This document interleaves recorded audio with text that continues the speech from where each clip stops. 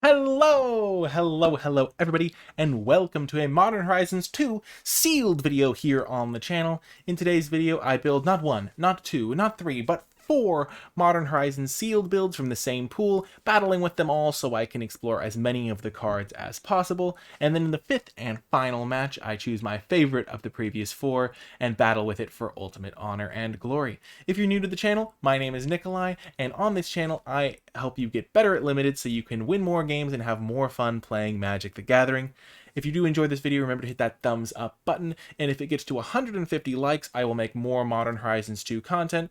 It's kind of like a pilot episode in this way, because if you don't want to see Modern Horizons 2 content, I would rather make stuff that you folks will enjoy more. If you do enjoy what you'll see, hit that subscribe button so you can catch more in the future. But without further ado, let's get to the build. Okie doke, let's get right into the building process. I'm going to be going through the cards, figuring out which ones I really want to have in my deck, and evaluating them as I do so. And then I will figure out which colors I want to play, whether I want to make any splashes, and we'll see what final build we end up with.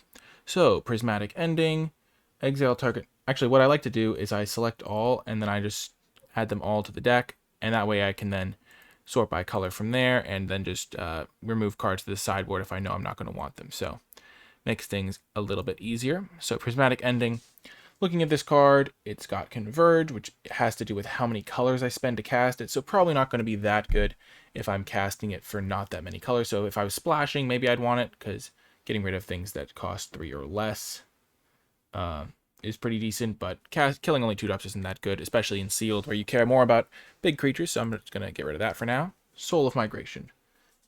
Create 2 1/1 bird creatures, and I can do that for 4. So I can have a 4 mana for 2 1/1 birds, essentially, or 7 mana for a 2/4 flying and 2 birds.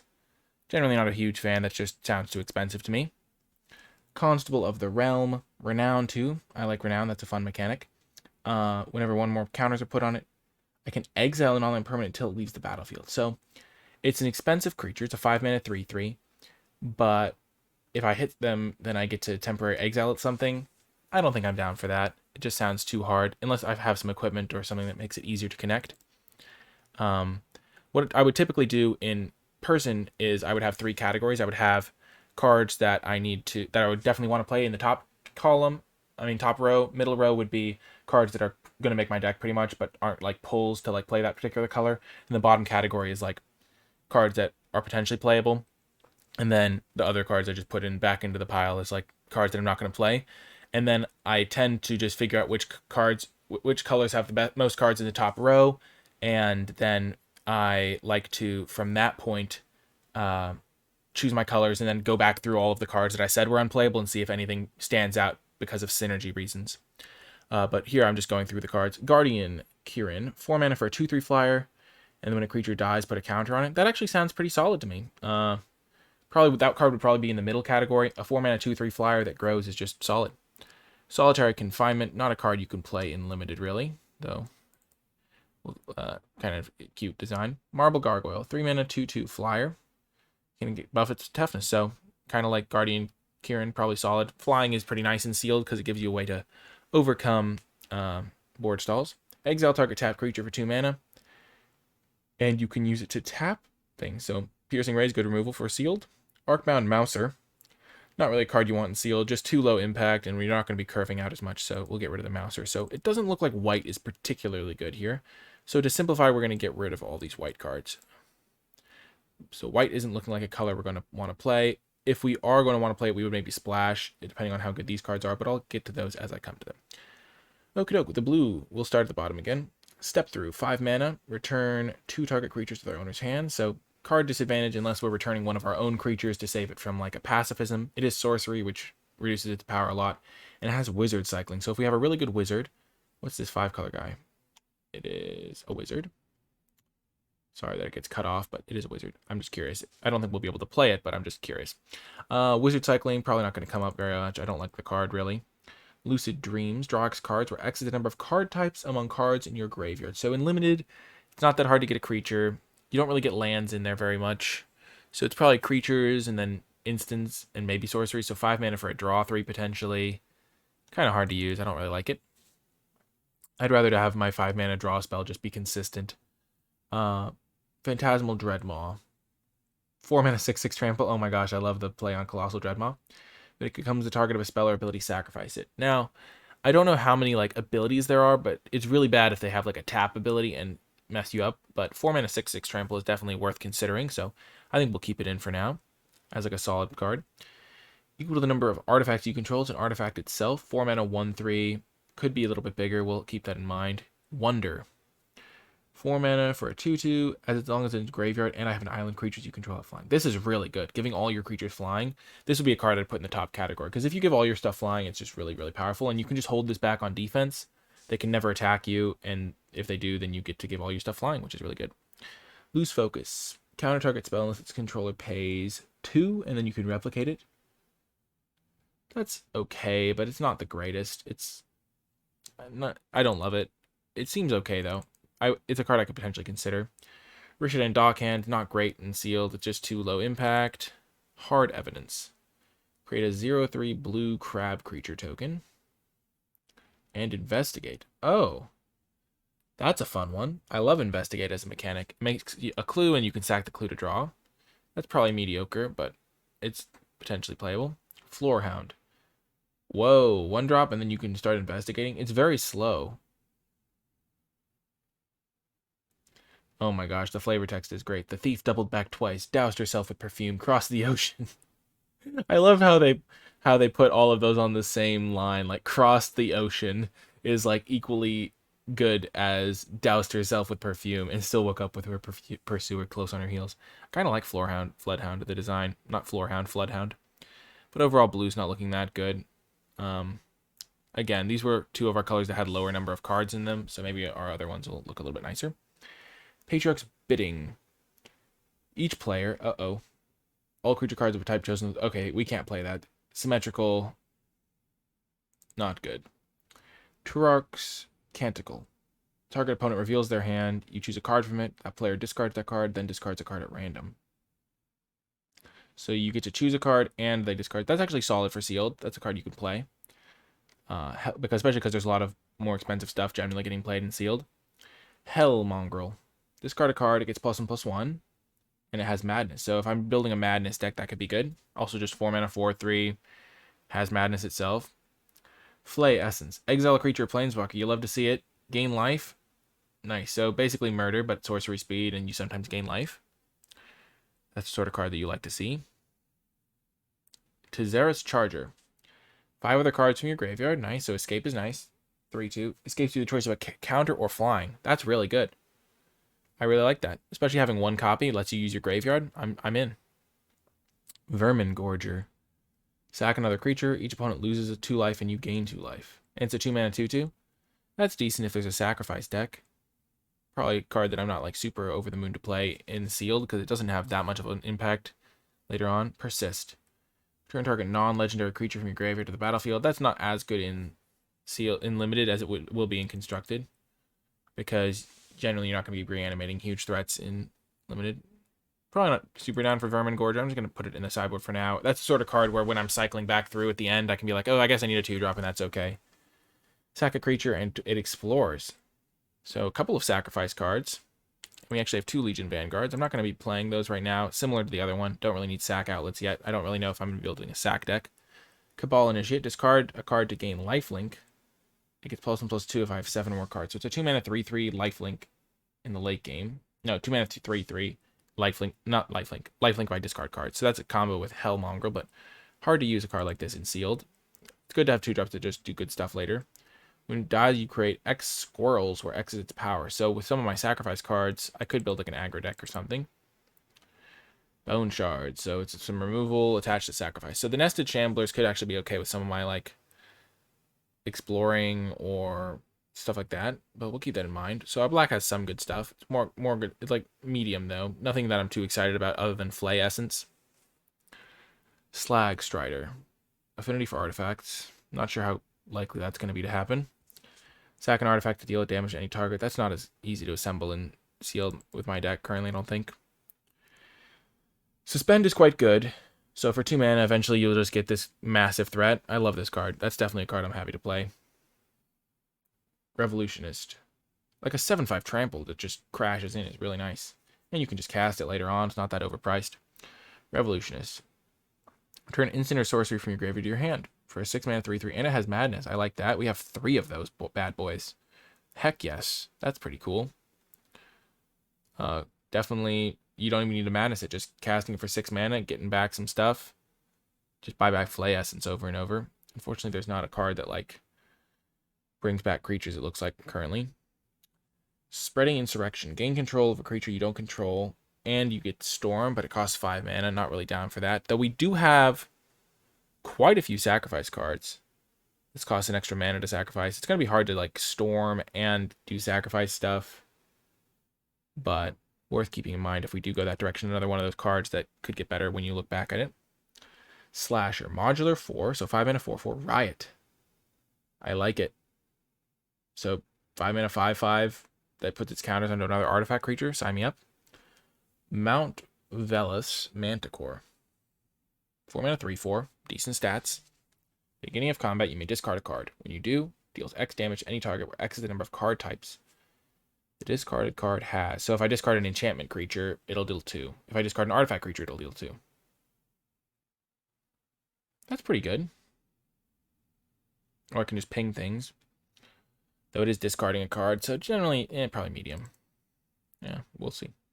Attack, flip 3 coins. For each flip you win, create a 1/1 goblin that's tapped and attacking. It's a 4/4/2. That's great. Good well of sack effects. It is going to die in combat, but it's going to make 1 or 2 goblins. That might suicide in. I guess that's not that great. Battle plan. It is mana fixing because I can cycle it for any land. Any beginning of combat, target creature gets +2/+0. Works well with some of my smaller stuff potentially. Various Apprentice. Create a Thopter. So 3 for a 3/4 worth of stats, one of which is some flying. And I can sack artifacts to draw cards, maybe, or exile top cards, or pump stuff mid-combat even, which is nice. Lightning Spear. So it's an equipment. +1/+1 trample. And then I can sacrifice it to deal 3 damage. So it's like a... I don't even have to have it equipped to do that. So like a 5 mana deal 3 to any target. That is also an equipment. I like that. That's pretty good. Unholy Heat. 1 damage to deal 2. Nice. 6 damage instead if there are 4 more card types. That's pretty good. And that works well with Lightning Spear because you can get Artifact into the graveyard then. What's this? Dragon Rage Channeler. When you cast a non-creature spell, Surveil 1. That's pretty nice. 4 more card types. It gets +2/+2 and has flying and attacks each combat available. Wow. So my red cards actually look pretty solid. Revolutionist, just getting back Unholy Heat. I don't really have a ton of good instants and sorceries to go with these Revolutionists. Maybe I'll have some more stuff. Ooh. What are these? Sack a permanent. Deal 4 damage to any target. Okay. That's not as good because I have to sack permanents. Okay. I'll look at those later. Red does seem to be pretty deep with your solid cards. Battle Plan is good for fixing. Got some good removal. Probably the best color we've seen so far. Look at all these cards that I was pretty happy to play. There is some madness shenanigans. Green.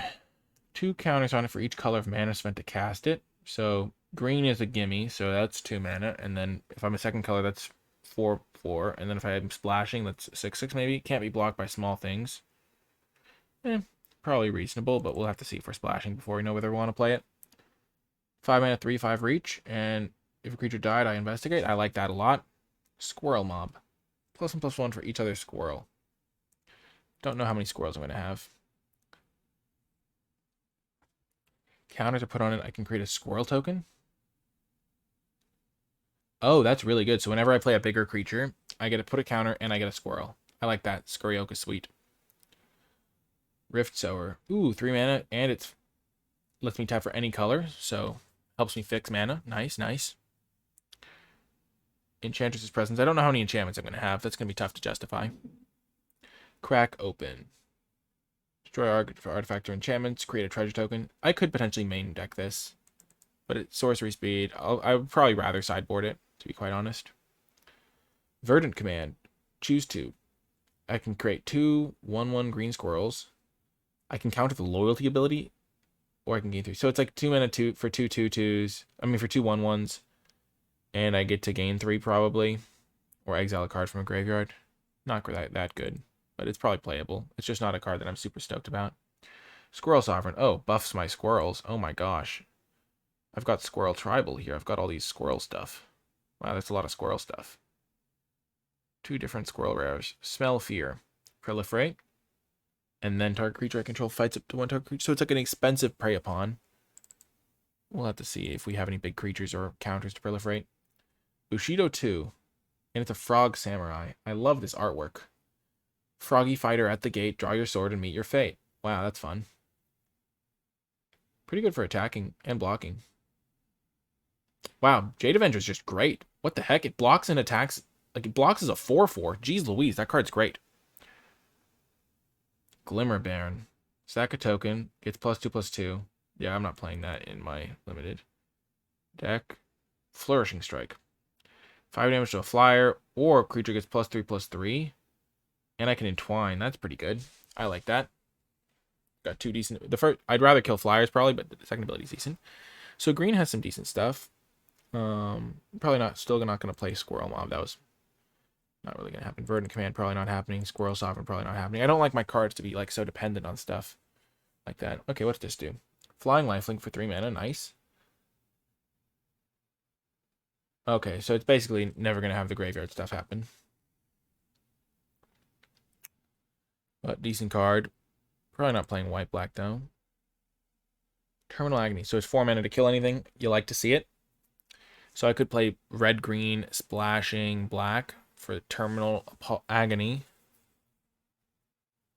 Drag Keeper. What's this? You get 2 squirrels when it enters. Nice.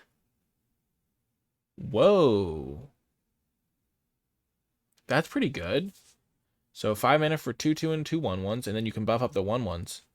And it makes my other squirrel cards potentially better. Like maybe I'd want to play one of these other cards like Verdant Command or Squirrel Sovereign or something. Like Squirrel Sovereign is definitely a card I could play. Foundry Helix. So white isn't looking that good. Red is looking solid, but I don't really want to be sacking stuff to deal 4. What's this guy? The Shikari. It's a first strike 0/0. Nice. Good start. Good start. Counter on each other artifact creature, and it has modular 2. So it's a 3 mana 2/2 first strike, and it buffs all my other artifact creatures, which I don't really have many of. I wonder if there's an Arcbound Mouser / I guess I don't really have the 2-drops to support it, but if I had more artifact stuff, that card would be really good with the Mousers. Captured by Legax. You'll love to see it. Enchanted creature can't attack or block.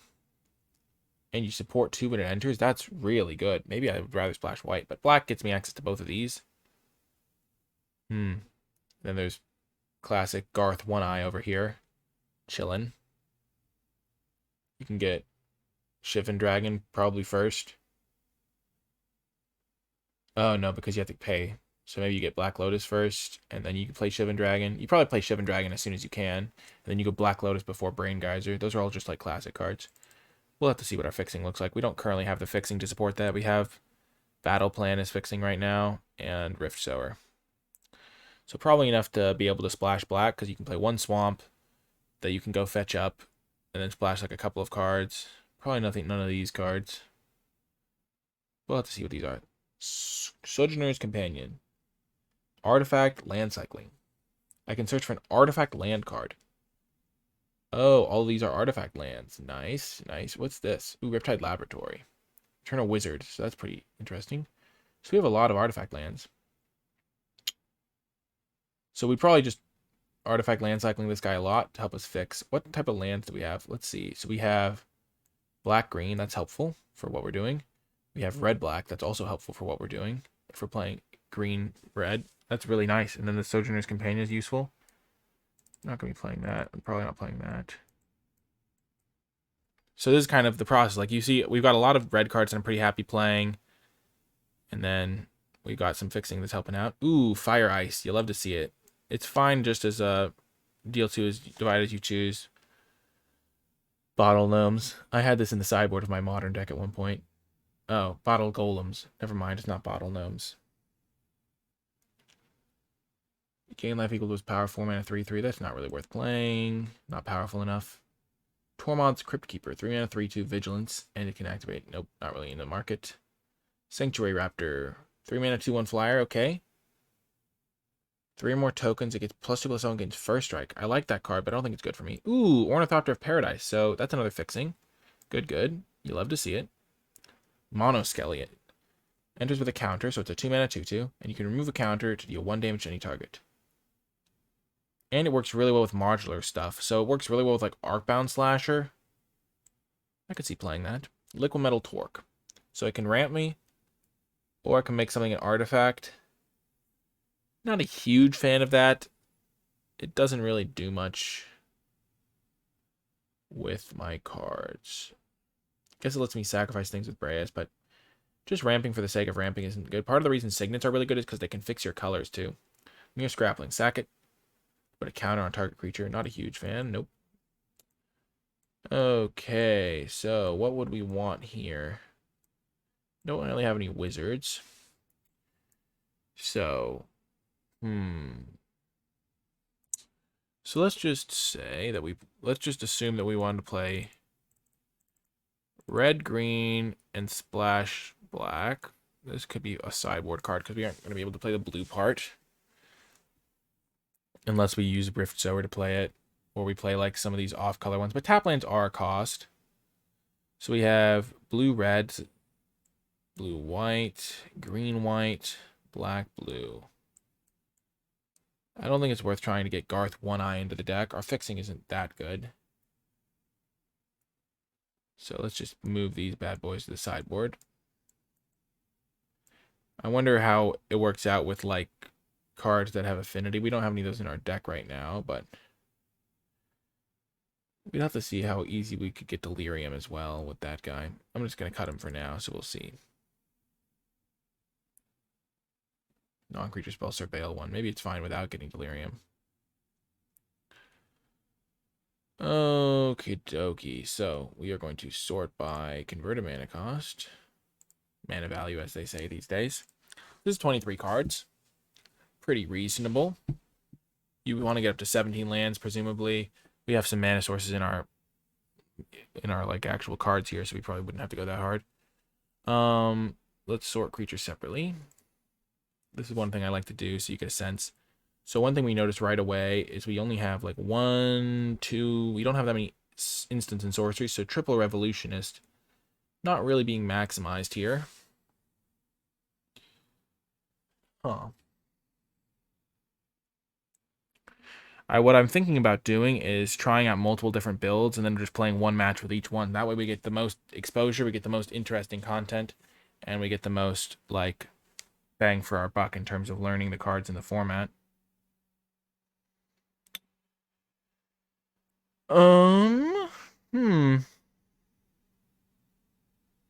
So we are splashing, so this card gets a little bit better because it's going to be a 5-mana 6/6 that's hard to block. So you love to see that. So this is where we go through and we see if there's any cards that we'd want to splash or things like that. So this card, potentially, but we don't really need to splash white. We have some removal anyway. Yeah, at least that's my first thought. Prismatic Ending, similar note. So I guess if we were splashing this and Piercing Rays, we'd have an extra color. So our mana situation, we have Ornithopter of Paradise, which is kind of like fixing a little bit. This thing can get pretty good lands, actually, because we have a lot of them. Like, we could easily splash white off of this bad boy, and I guess that's it. So never mind. We can't really easily splash white. So I'm just going to... Yeah, we can't really splash white cards very well. None of them are that good anyway. Do we want to play blue? Not really. Wonder's pretty good, but we'd have to have an island, and we'd probably be trying to splash blue off of something else, and our lands don't line up. I guess Silver Bluff Bridge lines up well with splashing for playing red-green base. Phantasmal Dreadmaw is pretty good. Filigree Attendant. I guess our red cards... I mean, our red cards are mostly these, like, removal spells, because the Revolutionist is not very good. Huh. I think there's definitely the potential that there's a red... or a black-green deck, potentially, that splashes red for some of these more expensive big cards. I like the battle plan. It's like fixing. So this is like fixing. This is fixing. I think we could get more ambitious with our splash. So I kind of count Rift Sower and Ornithopter as like half a source. These are like full sources because you can just always cycle them pretty much if you have red mana or this thing. And then this is like, we have pretty easy facilitation of a Jund deck here. Of like, if we want to play green-red and splash black. We could even play green-red and splash blue instead of black. But because we have one dual land.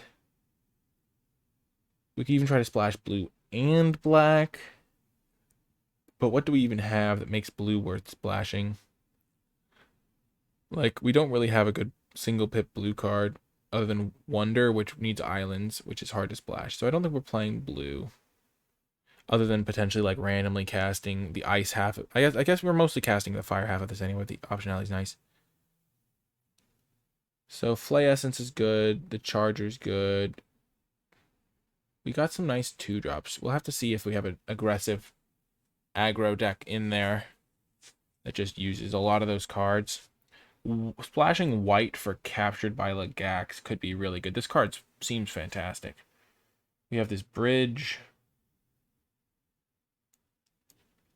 That's pretty much it.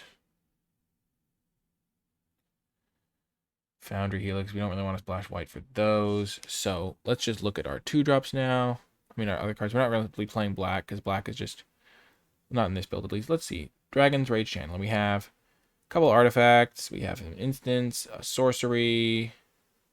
A lot of artifacts. We have artifact, creature, sorcery, instant, enchantment can get into the graveyard.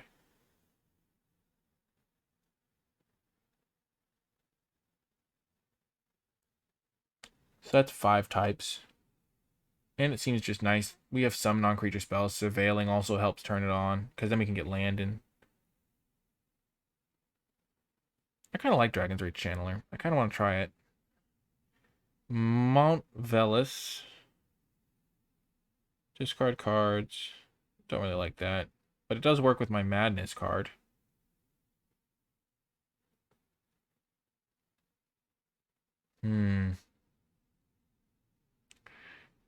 Yeah. Okay, we're going to put more of the squirrel stuff in, I think.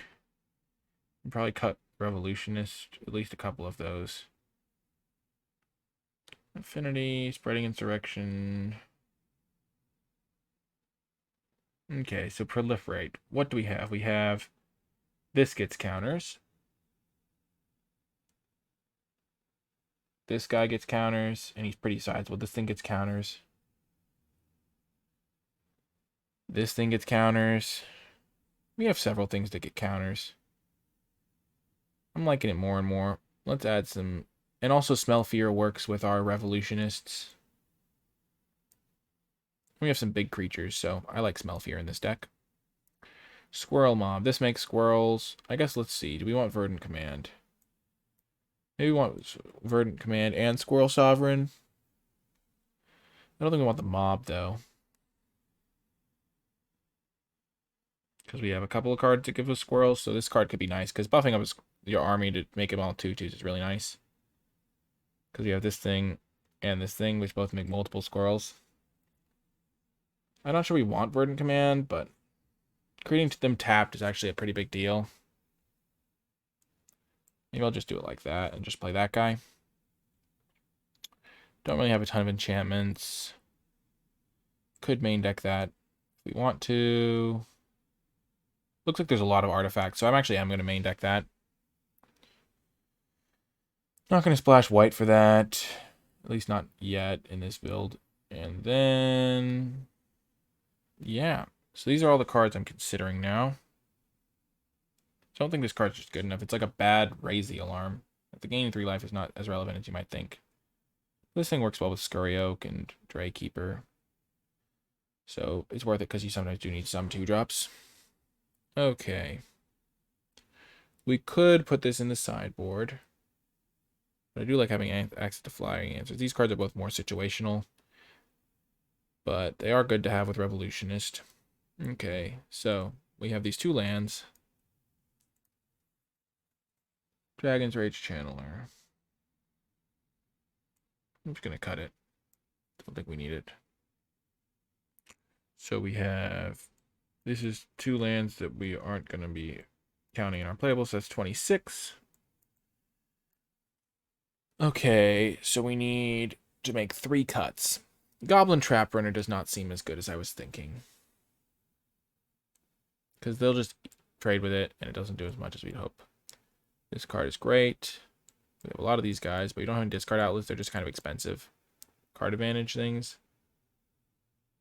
Which is fine. Bray's Apprentice. Sack an artifact. It's just a good stats card. And it's good to have some artifacts to go with this Arcbound Slasher, which I kind of like in the deck. Just a big creature.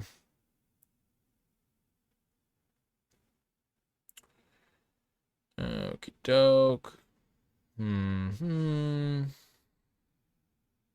This card could also work well with the squirrels if we just wanted to cast it. Sojourner's Companion is another top-end card that's pretty cute. So, finishing up these last couple cuts, we have 25, so we need 2 more cuts here. I like this card, especially with the Smell Fears. I like all these non-creature spells, honestly. I don't think I want to mess with those. I'm going to cut 1 Revolutionist, because I am a little... They are kind of small. I don't have any Madness Enablers, and I don't have that many non-creature spells. I guess I have Smell Fears now. So I guess I have 7, but I don't need that many of them. Maybe I cut one of these 5-drops. Funeral Web Recluse is harder to use than it looks without Sacrifice Outlets, so I'm going to cut that, I think. I kind of like this card. It works well with my Ornithopter of Paradise and my Monoscallion. I guess it only works with those cards.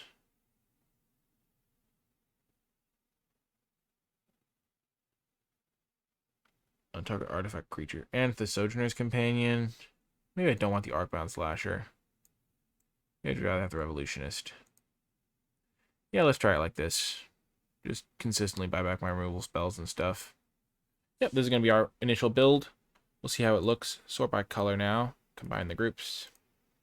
So we have a couple of black cards that we're splashing, which is totally reasonable. I think it'll work out fine. We have these 2 cards, and we'll play 1 swamp so we can get it with our basic land cycling from Battle Plan. And then the rest is going to be an even split of forests and mountains. So this is a pretty nice build. I'm pretty excited to see how it plays out. And we're probably going to switch it up and try a different build for the second round. So I'll see you in the match, and then I'll see you back for the building of the next deck. Probably, I kind of want to try building a black-red aggro sacrifice deck using all these cheap plays. So we'll see how that turns out. I'll see you folks in the match. Before I get to the matches, it's me, Nikolai, coming at you from the land of the white light, and I want to give a big thank you to all of the patrons who support my work at patreon.com/NicolaiBolas, and special thanks to those at the credits level: Eric S., Gapio, Stephen W., David G., Arpeggio, Anders H., Cindy W., Jimmy H., Green Drac, Brandon F., Enrique, Capo, and Moostastrophe.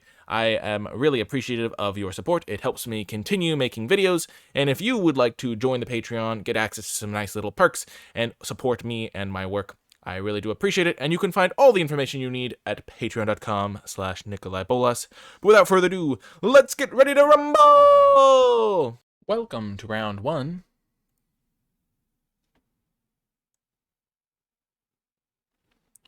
Just going to make that resized. We are going to keep this hand. We have all of our colors. We have good acceleration. We got some early interaction. We're going to play this land first. So I like it. I'm probably going to lead with Squirrel Sovereign, because it can start hitting them.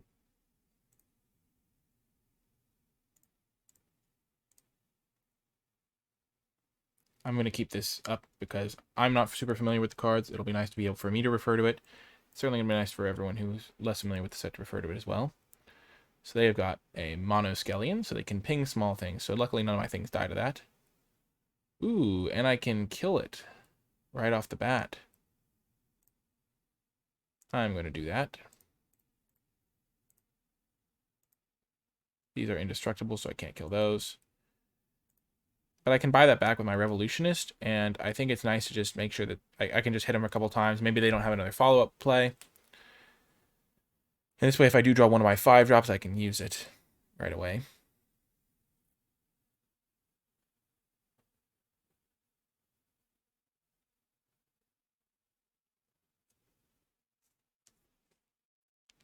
It just is nice to get rid of this. It's like basically using this as a replacement for my Squirrel Sovereign.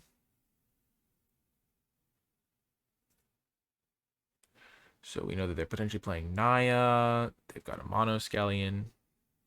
Also, if they have any affinity cards, that could be good for us. Overall, I'm pretty happy with how this is going so far.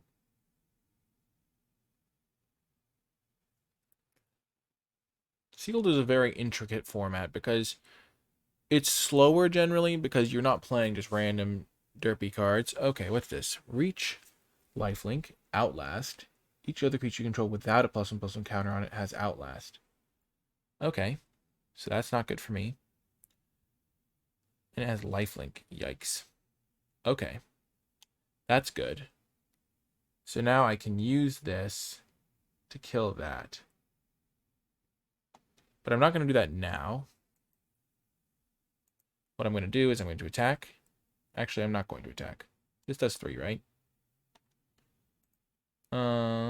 Not going to attack because I would like to trade possibly.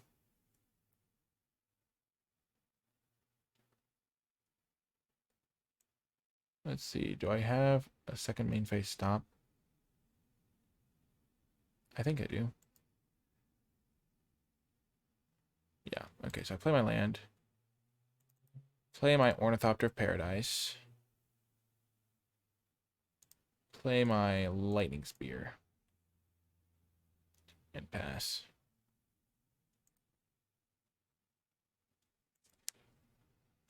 Because the Lightning Spear can kill this thing if they do choose to Outlast. I could have maybe made them sunk a mana into it. But I'm just going to zap it with my Lightning Spear.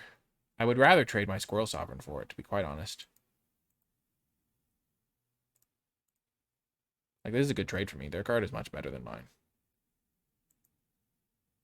Oh, and they are using... Oh. Well, that's really gosh darn absurd. What? This is a common? Oh my god. Well, you live and you learn. That's absolutely vile. I don't think we're in good shape anymore. We're not in Kansas anymore, Dorothy.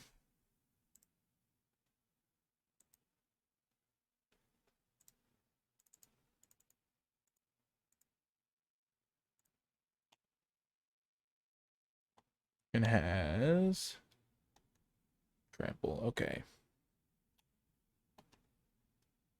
Yep.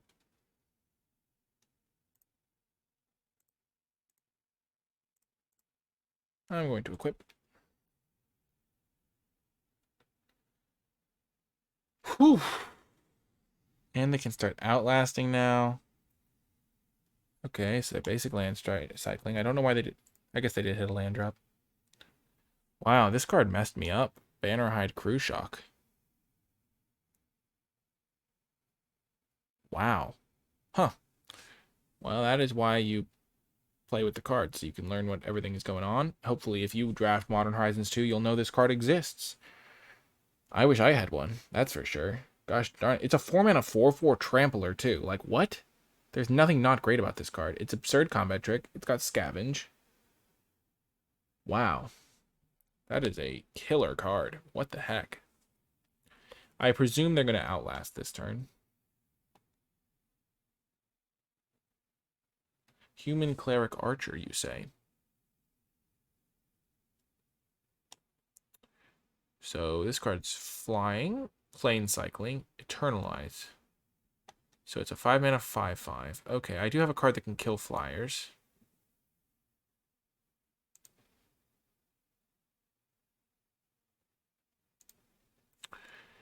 Gotta be said, I'm not liking my position here. It feels like they're playing a different axis than I am. As in, I'm on one axis, and they're on what the heck is going on. Like, all of their cards are sweet. I'm not out of it, though. If I draw my kill spell, I could totally be in it. Presumably not going to play any more artifacts this game, so I've locked them out. That option. Oh, Glinting Creeper. Yikes. It's an 8/8. Okay. I'm learning. And they outlast. Okay. Yeah, we are going to concede this game. There's no way to win. Huh. Well, I don't know exactly what their mana base looks like, but they've played all great cards that game. Do I have any unconditional removal spells that I could play that would help me? I do have this Piercing Rays, which could be okay.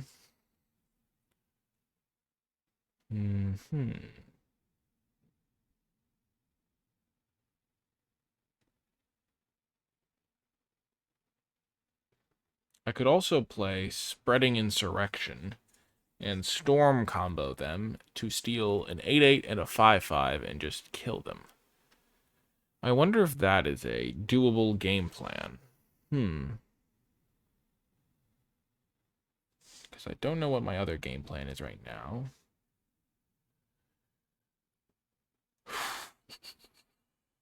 Yikes. That is tough. I really need to draw Terminal Agony in this build. My Lightning Spear can't kill their terrifying cards. From only my graveyard, I can't reanimate their stuff. Okay. Trap Runner. They have a couple of cheap creatures.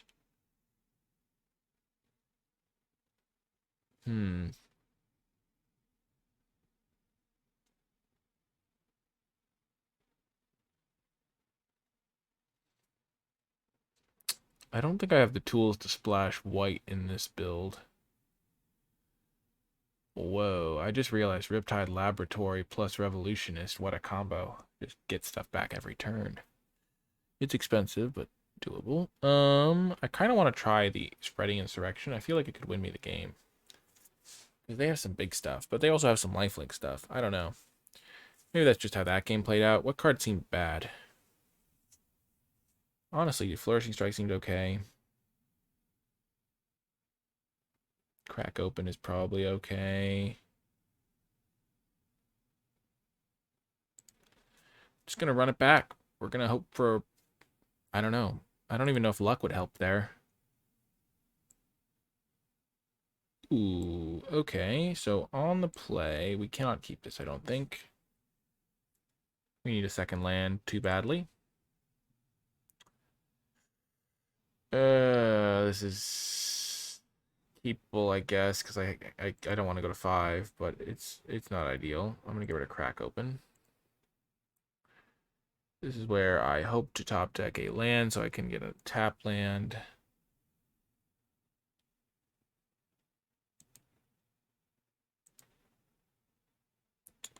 Oh, Rift Sower, what's that? Oh, right. I did not realize. I totally forgot this card had Suspend.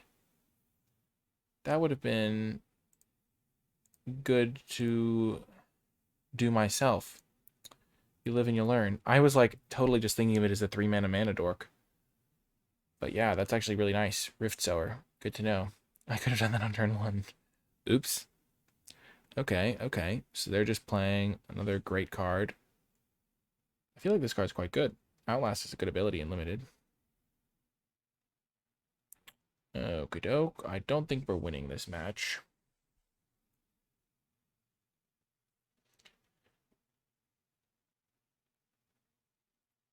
They have a very good deck, it looks like. Also, this game is just not really a game right now.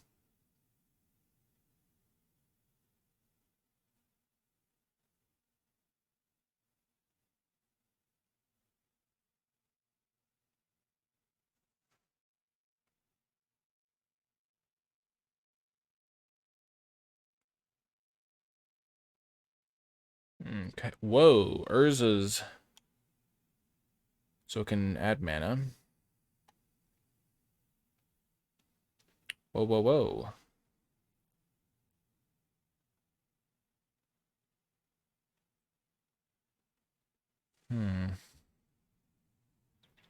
Outlasting. Sure, sure.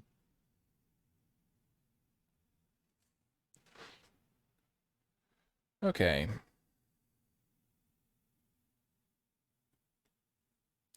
Let's go.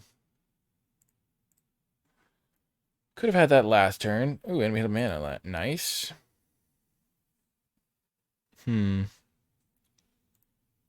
Let's just cast Breya's Apprentice.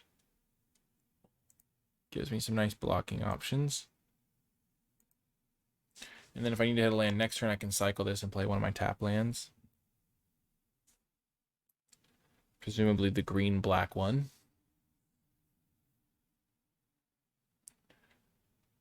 And this thing can be pretty big, because I'll have black, green, red. This can make any color that I want. This treasure. Oh, I don't have the treasure anymore. Huh. Wow, I really am impressed with this card. Arca's Acolyte. Reach and lifelink. And Outlast. And it gives all my other creatures Outlast for their first counter. Great 2-drop. I love the design. In a high power level set like this, it's going to do great work.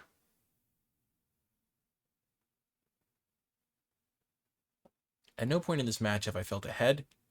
Actually, not true. When I killed their 3-drop thing with my artifact removal, I kind of felt ahead for a brief second. But I don't feel that ahead. Hopefully my Glinting Creeper can do good work as like a 10/10 or something. Oh. 5 mana.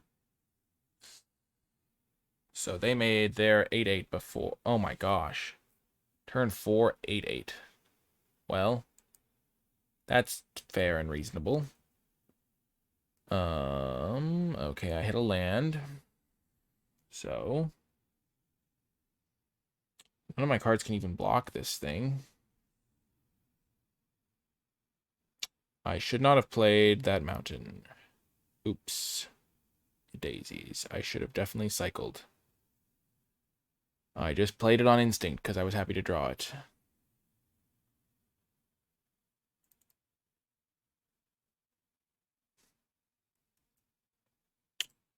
I'm going to play the Squirrel Sovereign, and then I'm going to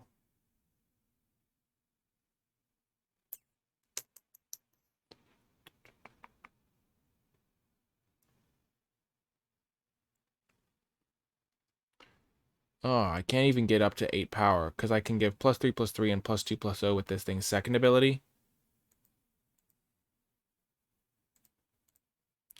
And then I can ping. Okay, that's the plan.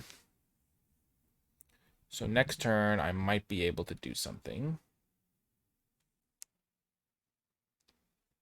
to deal with their Glinting Creeper. Okay.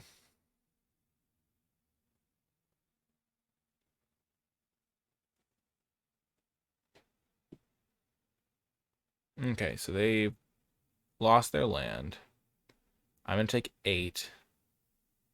But then next turn, I will have Flourishing Strike plus Breya's Apprentice plus holding up this ping. Oh, Kaleidoscorch. No! That's a bummer.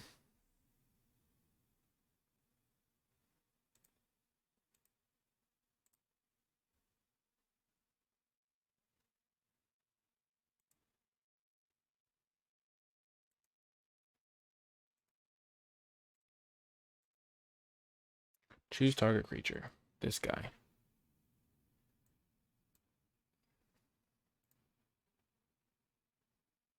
Get wrecked, bud.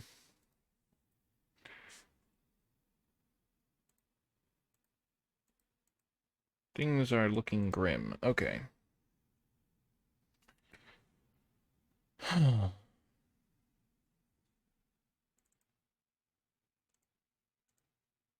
I like this card, though. Artifact land cycling is sweet.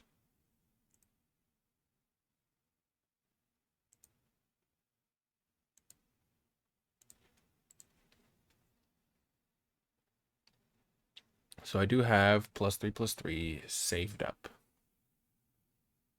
And then I can play a big one of my own for 4 colors. And maybe stabilize.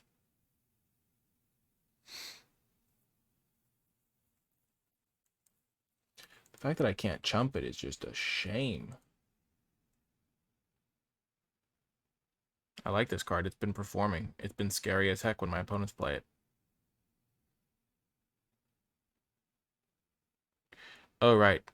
Yeah, I was dead. I don't think I could have won. I could have technically, like, sacked this to chump, but I was not going to be able to come back, I don't think, when they have this thing. They can divide as they choose, and so they can just swing all out. Yeah. Well, we lost that game. Their deck seemed really good, though. They had this really good card. This card's good in their deck. This card's good. If I'd suspended on turn 1, maybe I could have done better. I could have maybe got my guy out a little bit sooner to trade with theirs. But that's part of learning a format, is learning that your card has suspend. I was pretty happy playing it when I didn't think it had to suspend. I was like, oh, that's just flavor text or something. I don't even know. But yeah, I'll see you folks in the next round.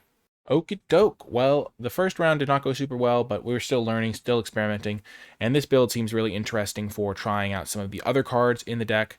I mean, in the pool that I didn't have access to before, so there's some nice aggressive affinity cards with these modular mechanics. A lot of my early drops are artifact creatures. I've got a lot of them. I'm going to be trying out Foundry Helix, and we're just going to be seeing how it goes. The Mount Velis Manticore can actually just start using my Arcbound Mousers as shocks later on, which is nice. We got some big affinity cards. We'll see how easy it is to power those out. And I am even playing these half on color lands because they are artifacts, which could maybe help me with my affinity stuff. And it lets this guy search for cards. And I can sometimes even cast the ice half of this. We're going to see how this goes. I'm excited to try this build out. Maybe I could splash like Captured by Lagax if I really wanted to off of this as green. This is green, and this is kind of green, but it seemed a little bit sketchy. I just want to be curving out down to the earth, down to the ground. I'm not playing Battle Plan because I'm not really trying to splash. But overall, we're going to see how this build does, and I'll see you in the match. Welcome to round 2. On the draw, we have a 1-drop, 2-drop, removal, but we can't keep a 1-lander. This one, however, is keepable, and we will get rid of just a mountain.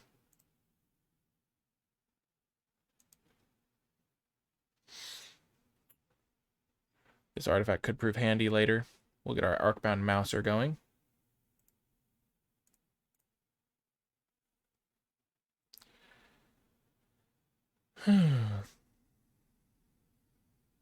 Ooh, nice, nice.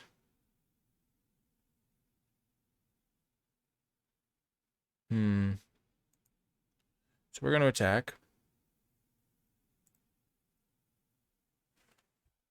They're going to block, presumably. And then we are going to play this Lightning Spear, because then we can equip this next turn. So it can start attacking past the Ornithopter of Paradise. Or we could kill the Ornithopter if it looks like they really need the mana. Blazing Root Wall, eh? So it does look like they need the mana.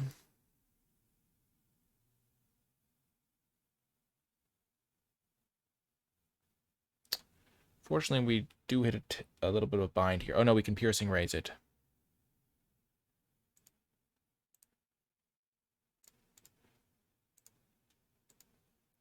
This is sorcery speed, which isn't as good as I thought it was. Then we're going to pass, because we don't really want to trade these off.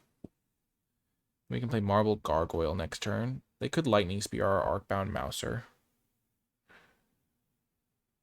I think killing their mana is good when they miss their land drop.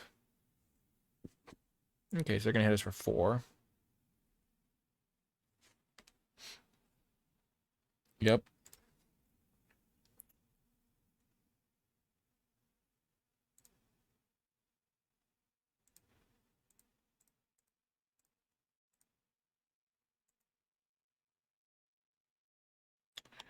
could have equipped and attacked.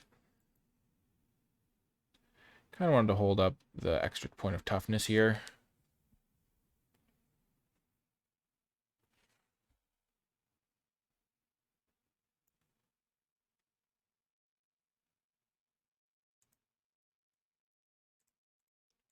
So this would be a wash. They would go for this. They'd sack that. Kill this.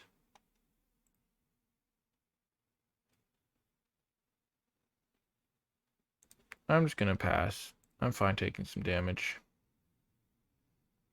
I guess I should have equipped there. What's this guy? When you cast your third spell, put a counter. Oh, that's bad. Well, hopefully they haven't been sandbagging spells. Nice. So we're going to equip here. Oh, I can just kill it too. I think I'm going to take my chances for a turn, though.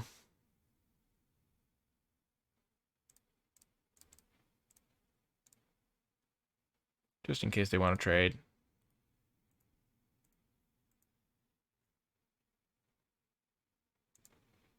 Oh, beautiful. So they do trade, which is nice for me. They are going to then probably suicide the...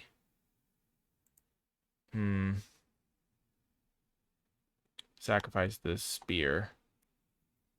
But this way I get to keep my Guardian Kieran around. They're going to do that, and then they're going to use the spear post-combat.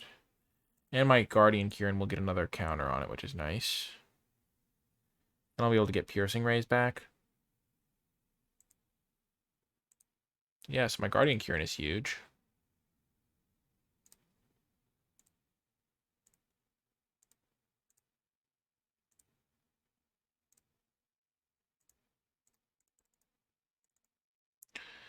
This is actually going pretty okay. So forecast is during my upkeep I can use it to tap something, which is nice. So I can kill pretty much anything they play here. I'm actually in pretty good shape, I'd say. They're light on resources though. Okay, Mind Collapse. 5 damage. And they killed that guy. Why? Why not my big flyer? And this can deal 3 to any target.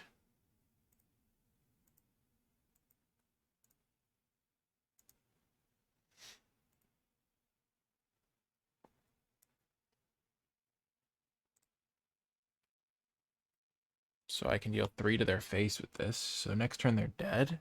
They don't kill this thing. I'm surprised they killed... This does 5, right? 5 damage.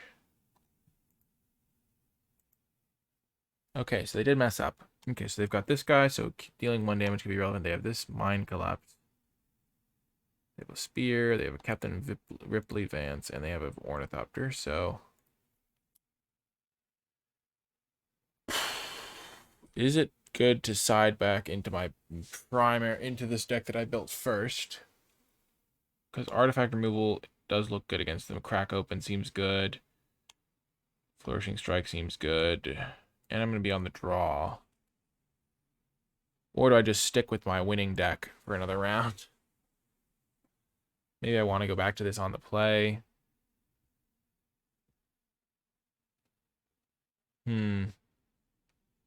I will say Fire Ice is looking good in this matchup, potentially. Kills some stuff.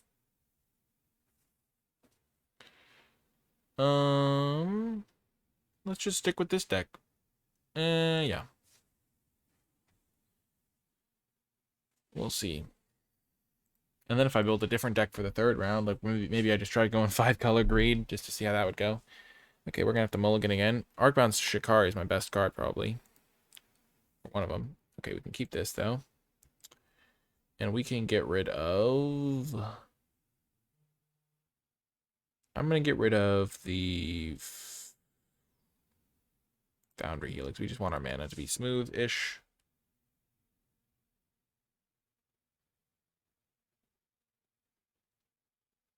Sorry about that. So play a Blazing Root Wall on turn 1. Kind of like the Root Wall. Seems like it's going to hit us for a lot here. If only I had a Mouser. I'd probably trade it. Just right off the bat. Or just hit him back.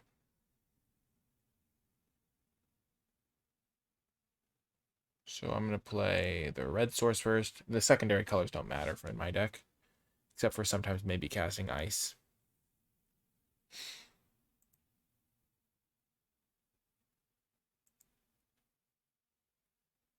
Okay.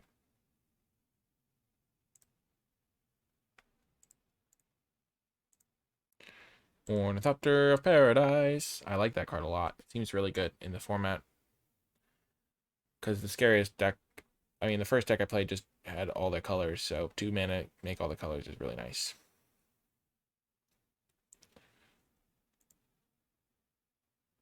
Oh, that was a great draw.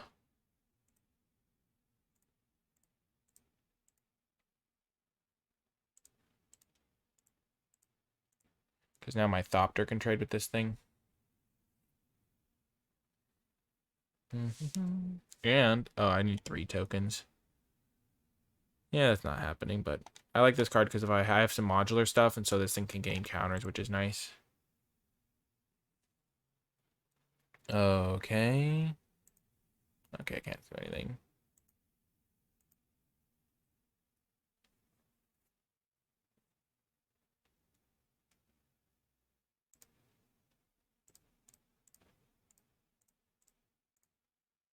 Just gonna play Guardian Kieran. Works well with the Foundry Helix.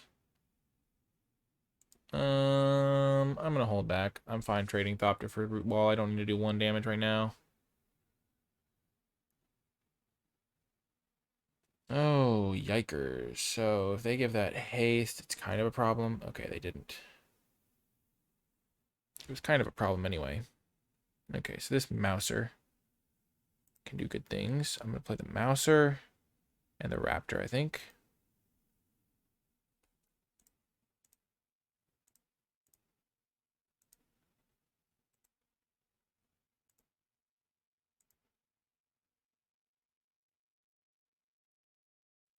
So I'm going to attack with both. The Mouser can put a counter onto the Thopter, or maybe just onto the Ornithopter of Paradise. I don't even know.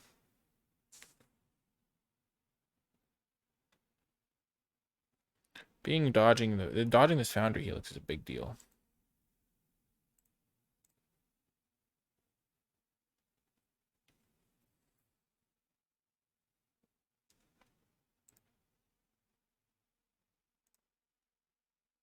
I'm gonna buff that guy, I think.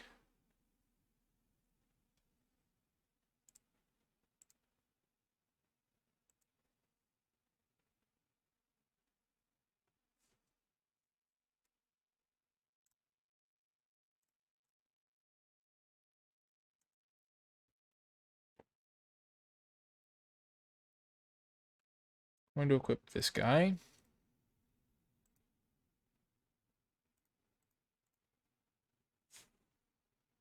Attack with everything. That's 7, 8. This turn I can chump, go face, put him to 6, and then kill them.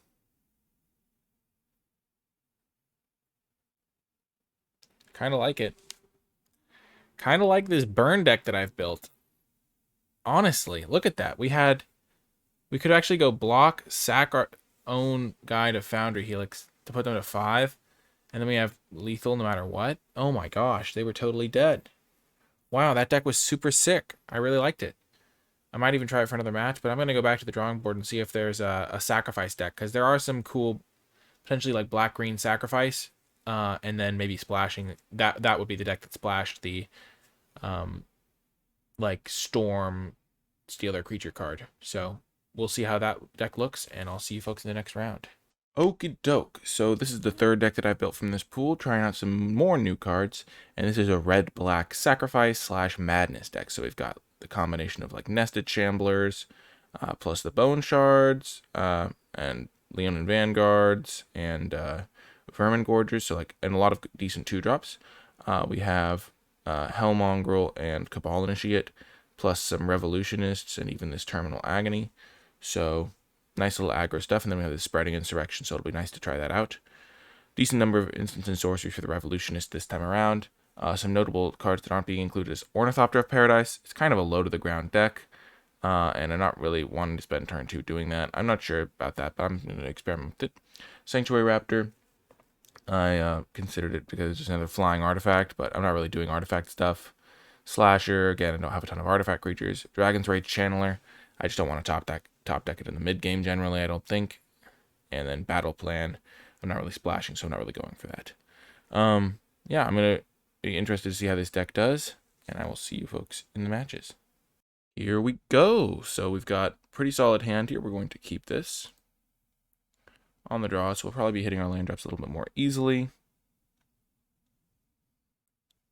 This Lightning Spear actually works pretty well with that Shambler card, the 1-drop, because it gives you squirrels equal to its power, and so buffing its power is nice. What did I draw? Okay, I drew Vermin Gorger, so...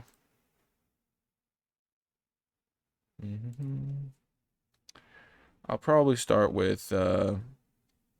which one would I rather start with? Maybe the Monoscallion, so if they do want to play a 1-toughness creature, they get punished.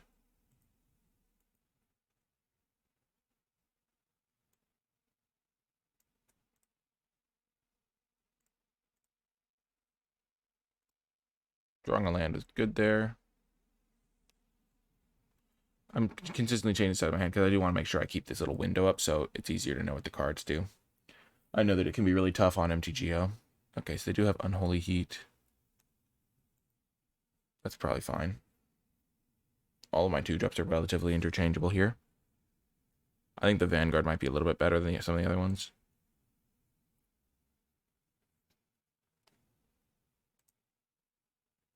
Sure. I get to use my Unholy Heat on their 3-drop, which is nice.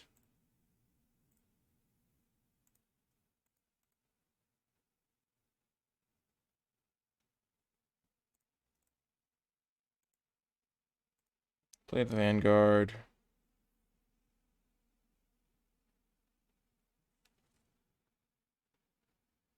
Maybe Bone Shards isn't that good. I don't know. Because it's not an instant, which makes it a lot worse. Okay, well. Trading 1 for 1 when they have this thing in their graveyard is not going to be good. I am not looking forward to that. So they can flash that back and deal 5 split as they choose. This game is looking rough. They only have 1 card in hand, though. So I can just hold something to discard, and then this thing can do some good work. I guess it's a madness enabler in some ways.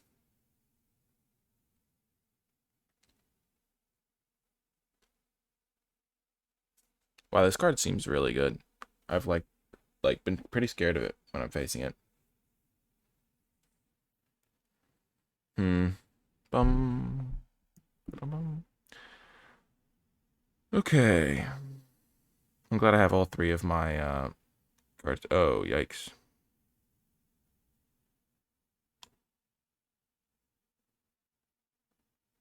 Okay.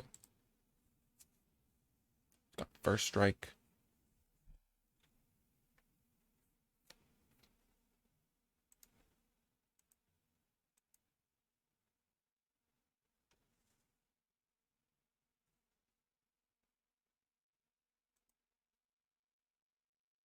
This might be a turn where I just use this and Lightning Spear to just clear the board.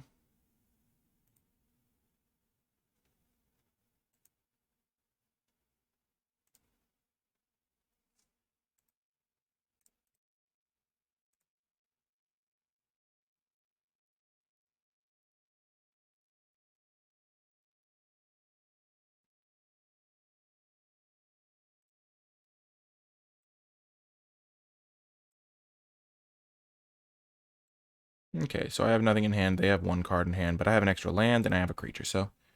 And they have this Kaleidoscorch. So we're in okay shape.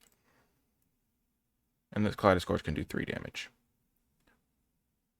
Because killing the Birds of Paradise thing, Ornithopter of Paradise. So I would say this game is pretty close right now. I think probably just dead even Territorial Kavu. So it's a 3/3.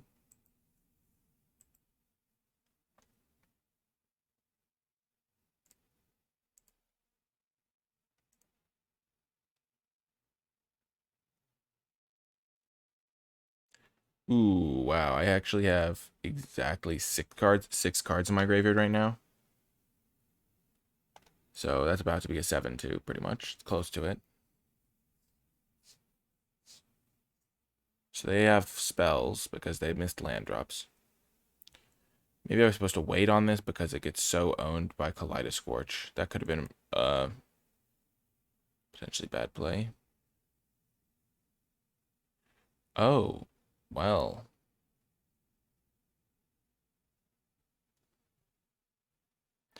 So this could be that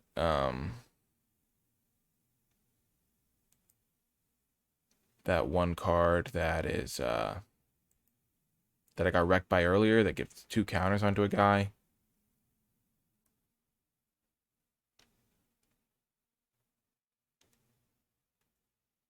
They don't want to discard their card.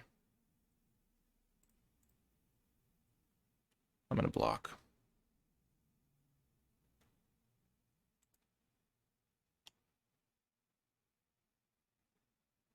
Oh, oops. That's what it was. They were making it a 2/1. Well, that was a complex interaction. Not really, but I did the math badly.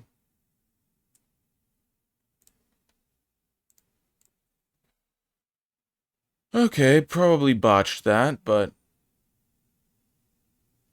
that's why they did that. Okay, clever, clever. I respect it. I respect it.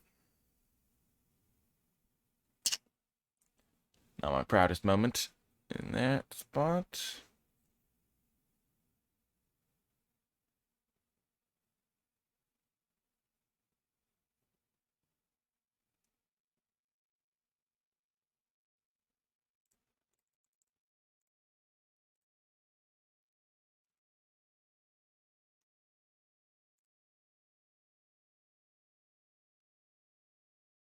So I can get bone shards.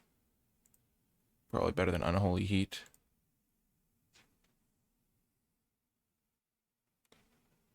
They still have only 4 lands.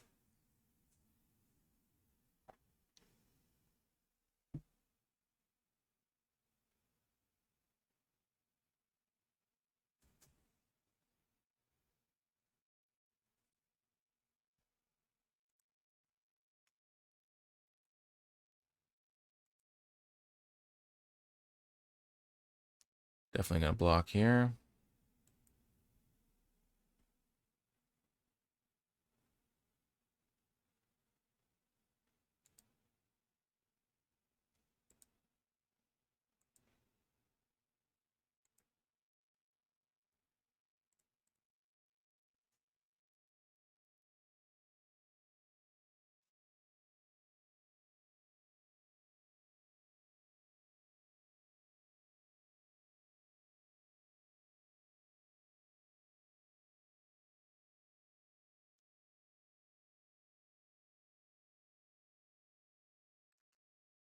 Feel kind of silly for messing that up still, but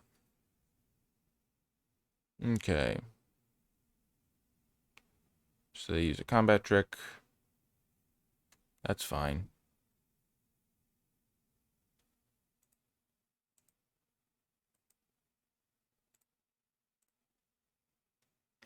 I'm a little bit worried because they have 2 Kaleidoscorches, so that's 6 damage of burn in their graveyard. Ugh, man.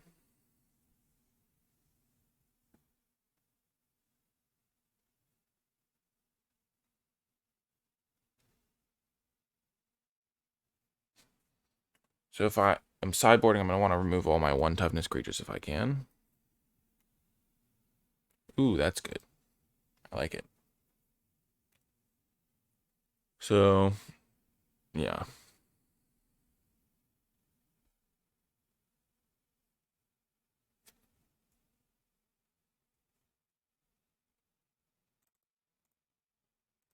That's a good draw. Because it gives me a little bit of pressure. And I can use the ability to sacrifice the Thopter to draw a card, pretty much.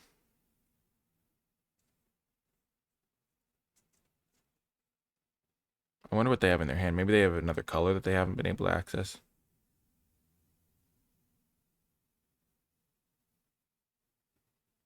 Oh, that is totally fine with me. Okay, so one Kaleidoscorch down.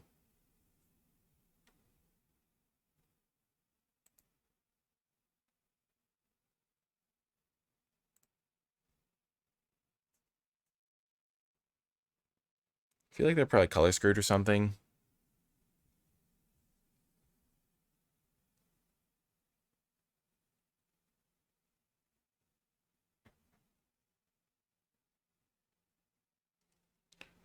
Okay, that's pretty interesting.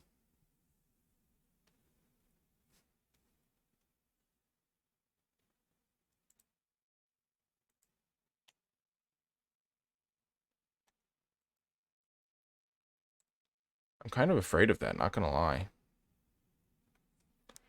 I don't know if I have to use removal on this.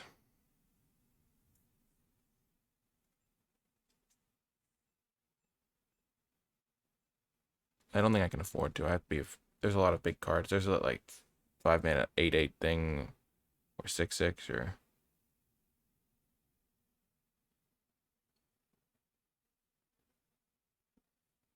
Okay, that's really bad for me. Yikes. Hmm.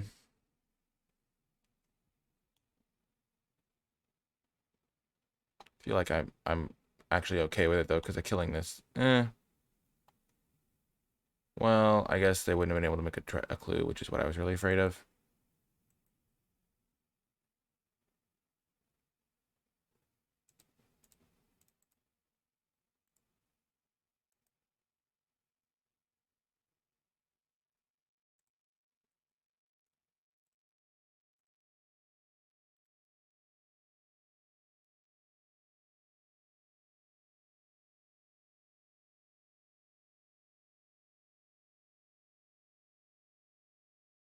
Okay, so I've got a discard thing now, which should be decent once they're like cracking their clue and stuff.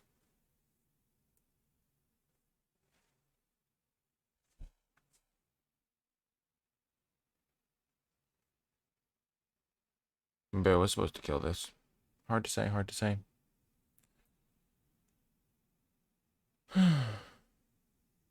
This is a good draw, I'd say, though.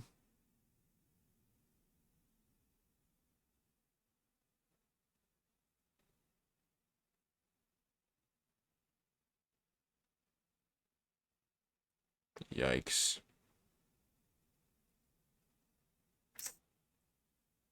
Yeah, I was supposed to cast this last turn.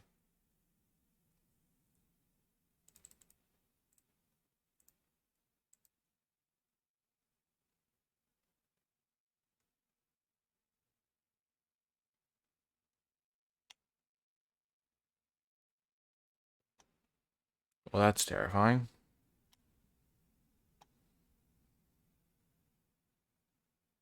I have to get rid of this guy.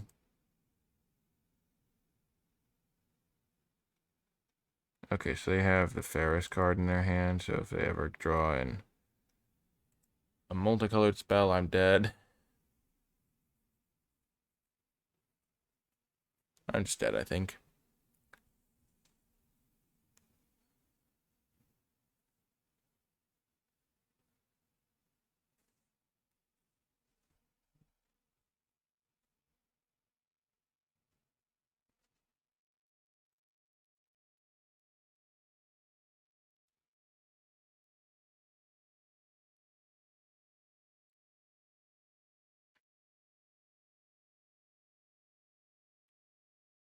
Gotta be said, the Nested Shambler little sacrifice package is not working the way I was hoping it would. Hmm.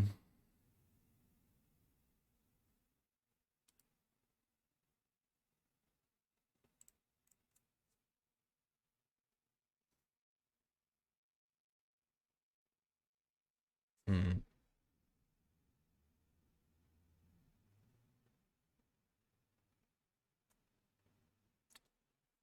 I'm not sure which deck I should play next because they have two Kaleidoscorches, and I don't know what cards I have that match up best against that.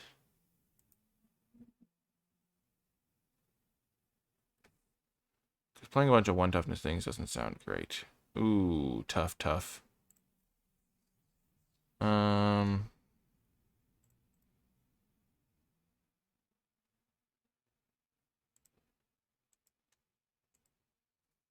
hmm.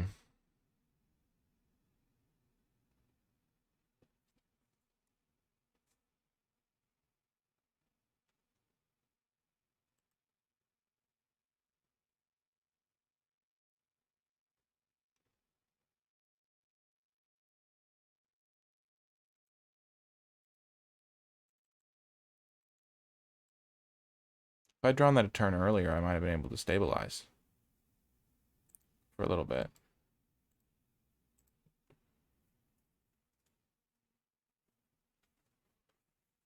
Because now I'm just dead on board.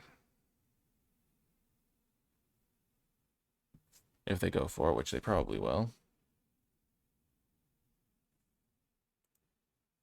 Oh, this is a flyer, right. I did not realize this had flying. Huh, that's actually... I don't know why I didn't think that had flying. Okay. Begin sideboarding. So does this black, red... Does this red, green deck have a bunch of one toughness things in it? Not really.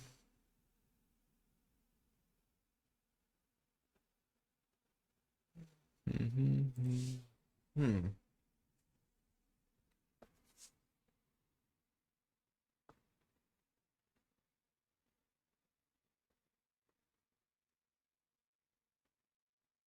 So I definitely want to side. I think this deck has a better matchup.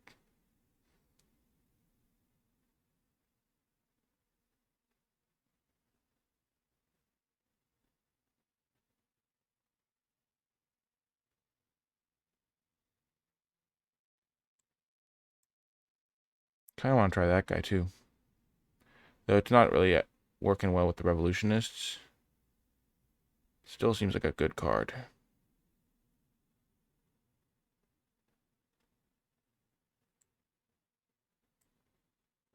I kind of want those two in there, maybe. Spreading insurrection maybe is not as good.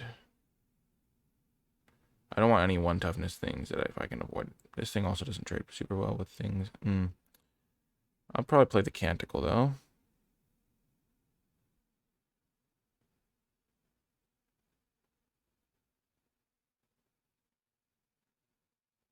Did they play any big artifacts that I remember?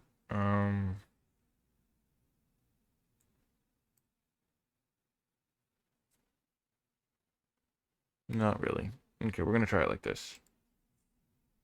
This deck is more grindy and it doesn't get as wrecked by Kaleido whatever. I have two mountains, right? Yeah, we'll keep this. Got the old Gargadon. I've got a decent amount of cards that would be pretty good for my mana here.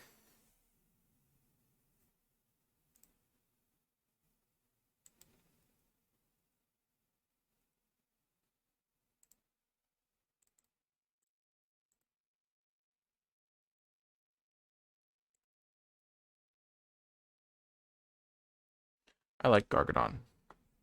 Pretty good card, I'd say. I don't know why it's a beast instead of a dinosaur. It really looks like a dinosaur.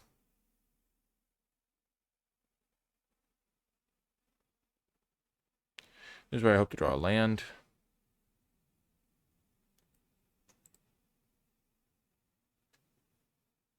Nice. Both colors at once. Feels good.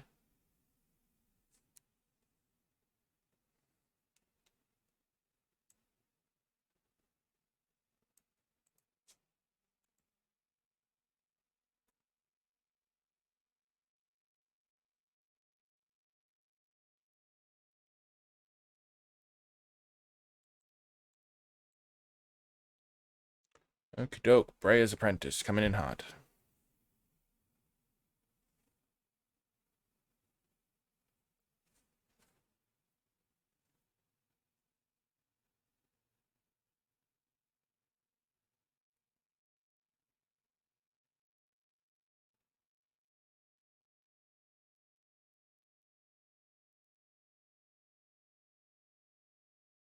Kidoke.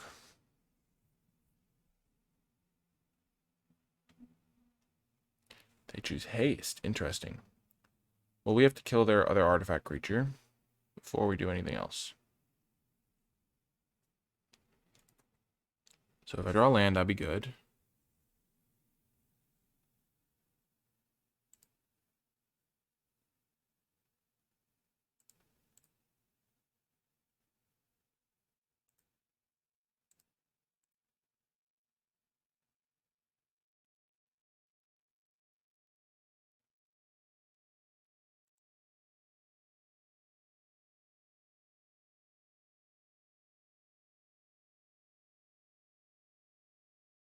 I think I might want to try to just YOLO hit a artifact to play.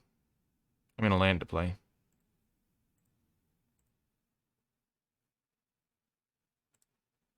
I guess I should have done this the opposite way. But this way I get 3 point of damage.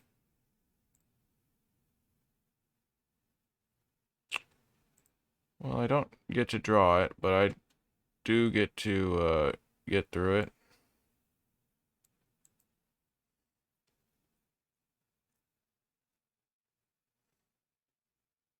Gives me a better likelihood of drawing a land next turn, so I can Terminal Agony this thing.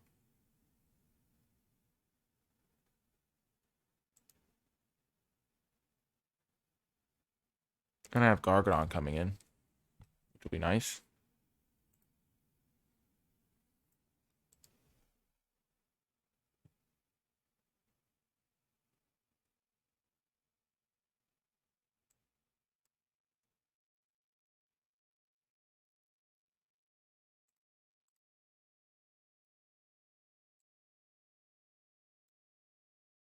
What did I draw? My 3rd Revolutionist? Come on, man. Come on, man.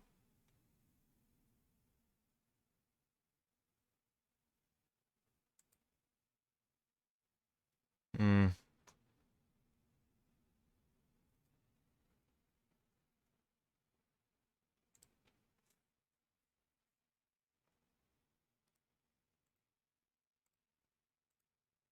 Just gonna come in for 9.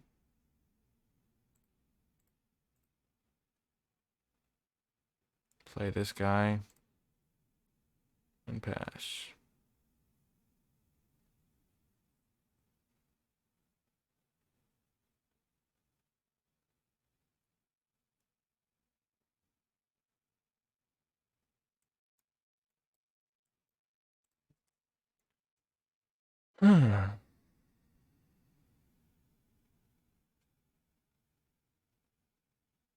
What do they have?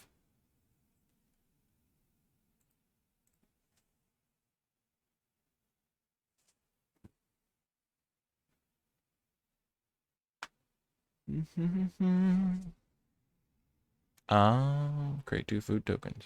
Yep.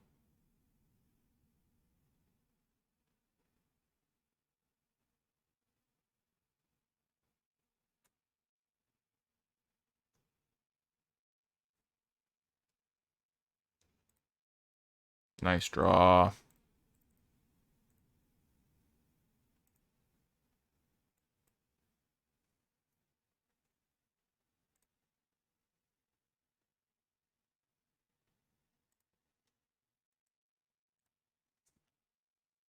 Big hit coming in.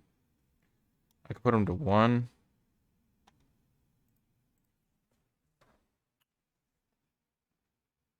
Maybe I was supposed to ping them with Monoscallion on that end step so that they would have to chump block with the slasher if I did draw land. That was bad. I messed that up. What I should have done, sorry for not being totally in it. My cards are kind of complicated sometimes. If I had pinged them, they would have been at 9, and then I attack them with this, and I sacrifice the Monoscallion to make this 9 power, so they have to chump block. What I didn't realize, what I wasn't thinking about was I thought this was only artifact creatures that it could buff. I don't know why I thought that, but that's what I thought. So yeah.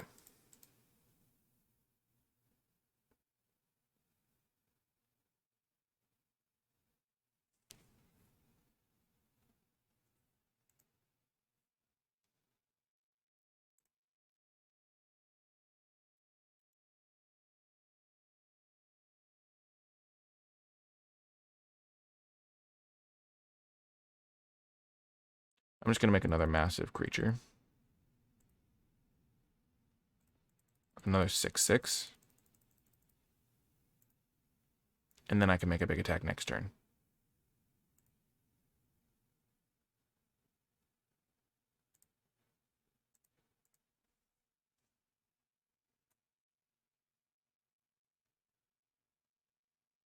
Yep. They do have the Bannerhide Boar. Bannerhide Krushok. Orchard Strider seems really good.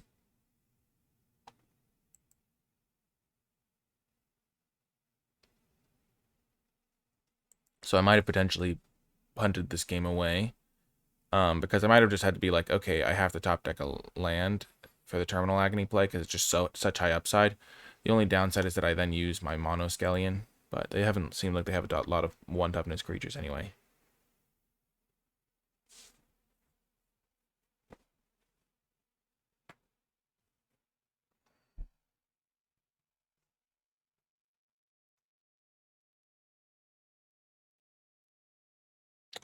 They go face. Oh dear. So they're at 9 functionally. So I'm definitely playing this first because I think, and then sacrifice it to the Brea's Apprentice.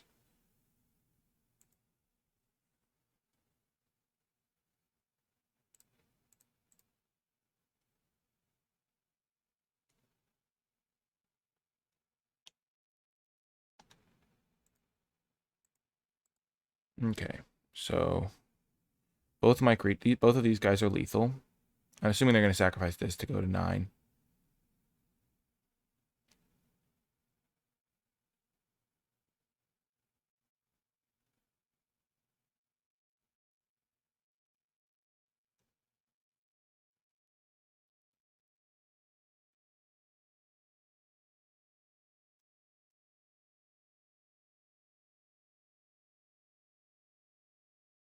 I think I've still got this.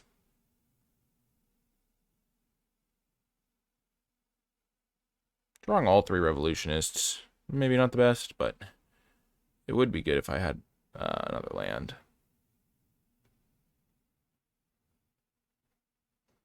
Okay, so they do have this artifact creature, and they have Ornithopter of Paradise, so maybe that's enough to make me want to play that artifact removal spell.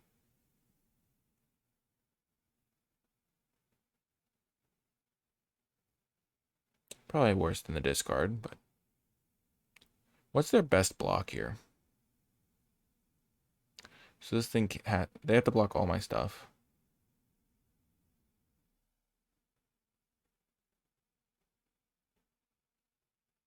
It's not going to do it, buddy.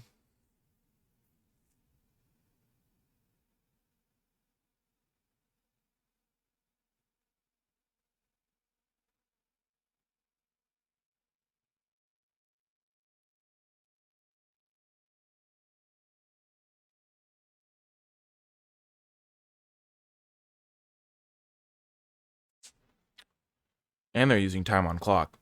Their deck seems pretty solid, so I could potentially, if I get a clock victory, wouldn't be the worst thing for me. Okay.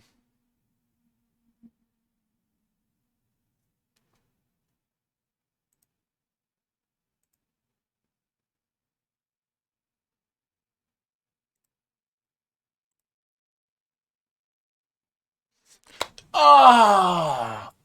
Oh.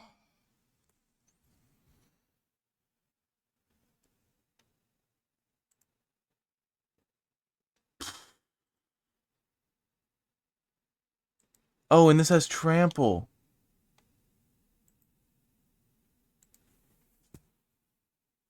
I hate that design. Oh my gosh. That's so bad. I messed that up. I don't know if it was I think it's probably not the design's fault. I would wager that's just completely my fault, but to go from winning to losing like that is so painful. Holy heck.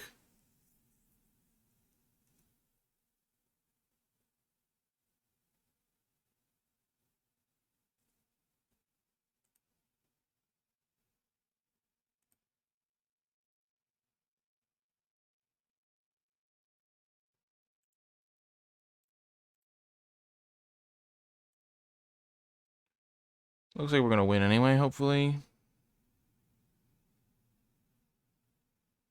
But, geez Louise, that was bad.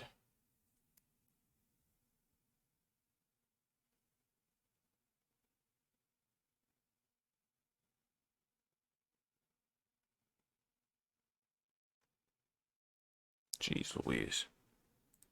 What was that? That was actually horrific.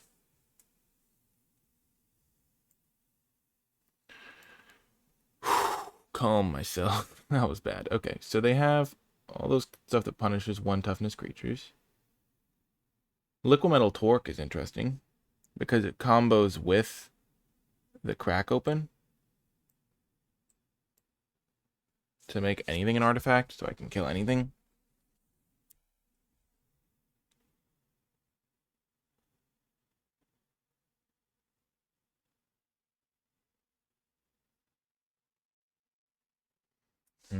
Captured by Legax. If I added 1 planes to the deck, I could play this pretty easily. It's a pretty good card. I add planes and a Thought Bridge, and all of a sudden I have planes, Thought Bridge, Companion, Rift Sower, Ornithopter of Paradise.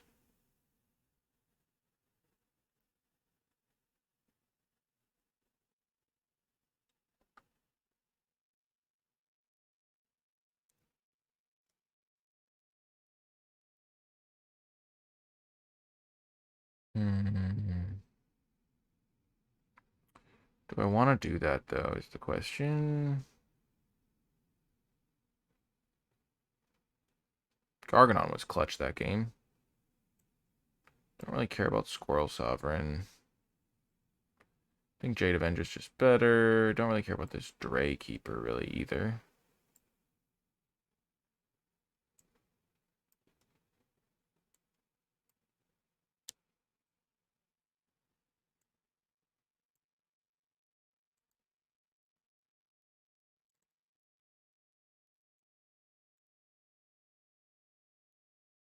Add planes.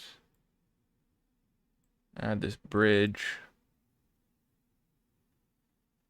Maybe I want to add this card. Probably not, though.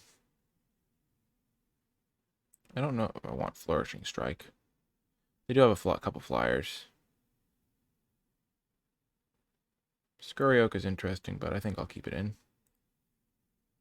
Let's just try it like this. And now our big guy, our top end card can be even bigger. So this is a good hand. We're going to keep it. Our Sojourner's Companion can get either white or black.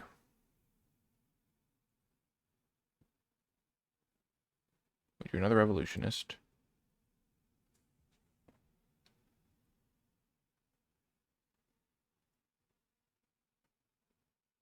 Probably better to get black.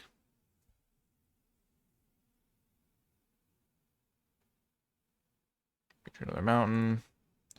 This game we have plentiful lands. Double Revolutionist, and we actually can make sure we cast that. Okay, so they have all 3 colors by turn 3. Oh no.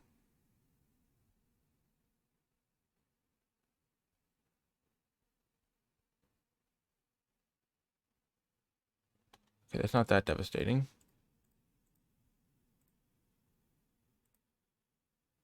I'm gonna get black, I think.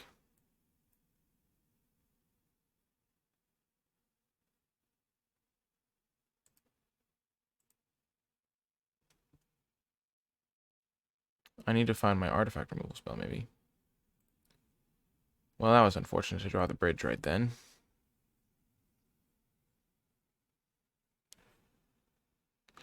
I'm in trouble. I didn't draw particularly good cards this game. I drew all my expensive stuff in my lands, and they have a sword that's going to destroy me.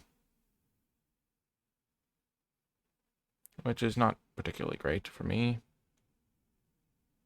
If only I had drawn, I don't know, one of my kill spells. I need to draw my artifact kill spell. The fact that this has protection from green and white, I guess, just messes me up a little bit. I can't kill this anymore now. Gosh darn it, I need to draw my artifact removal spell. Pro green and white. Dang it. Ugh. Sword of Hearth and Home is better than every card in my entire deck.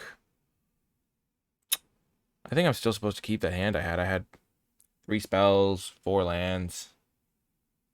Revolutionist has been clunky, I will say, but I think my deck needs the card advantage to help grind in these matchups, but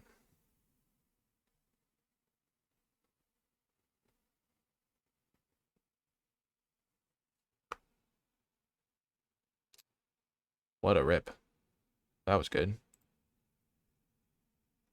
Protection from white and green. Game changer. And now we just buy it back over and over with Revolutionist. Holy heck, that's wild.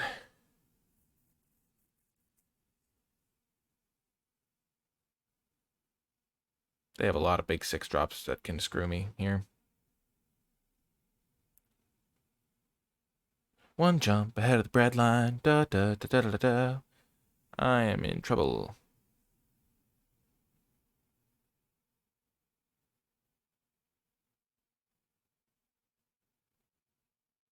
That was such a good draw, Terminal Agony. I have to take a moment to give thanks for Terminal Agony. Oh my gosh, I'm so dead. I'm so dead. No.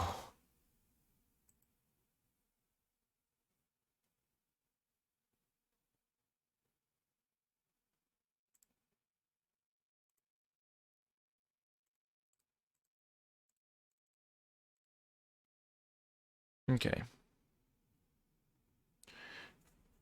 That could actually get me back into the game, this Unholy Heat, because now I can cast it to kill something small. This thing's going to zap me. So I'm going to take 8. Oh, I don't like being in burn range from their Kaleidofiers or whatever they're called.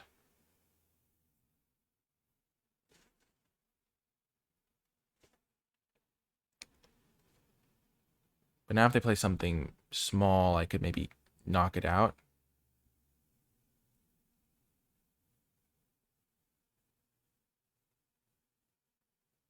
I need to keep a creature in play. I can't jump there.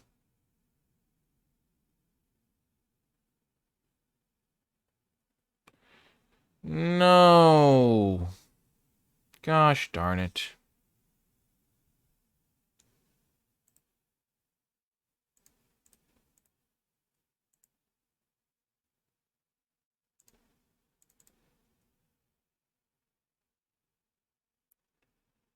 Okay, so I Terminal Agony this.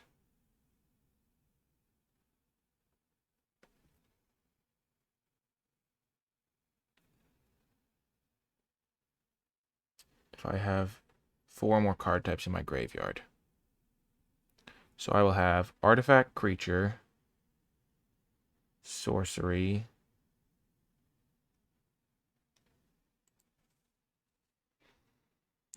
Oh, gosh.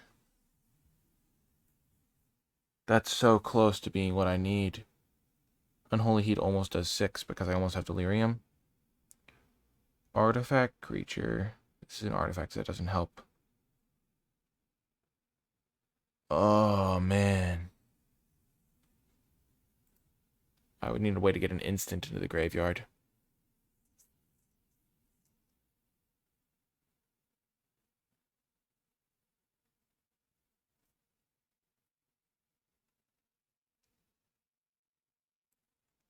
Okay, I think I can... So I have to Terminal Agony this guy.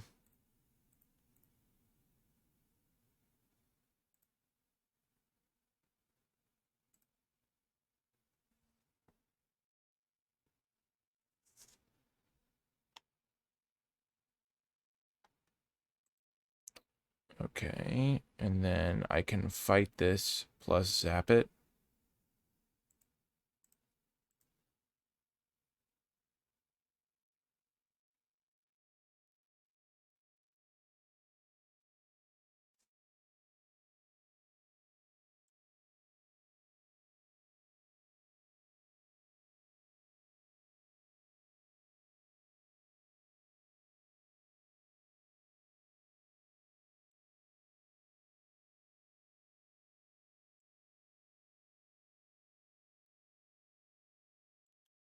Oh, if I only had drawn an instant earlier, I would have been maybe able to win this game. Not like I'm saying like I'm entitled to draw an instant or whatever, but it's just like that could have been a game changer.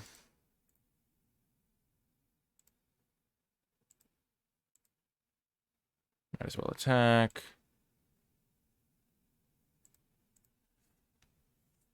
Hmm.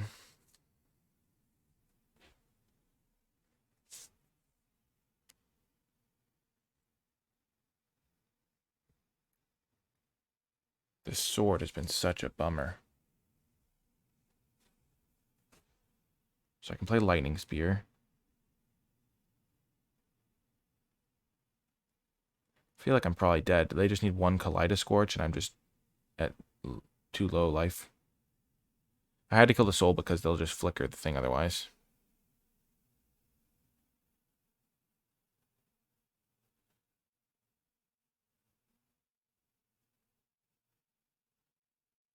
So any Kaleidoscorch and I'm dead. Yeah, they have it, don't they? Nope. Oh, so... Hmm...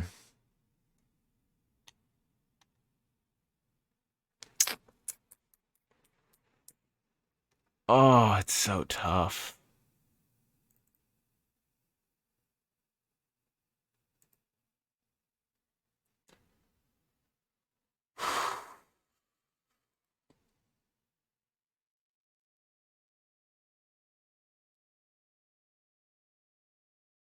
I have to shoot that.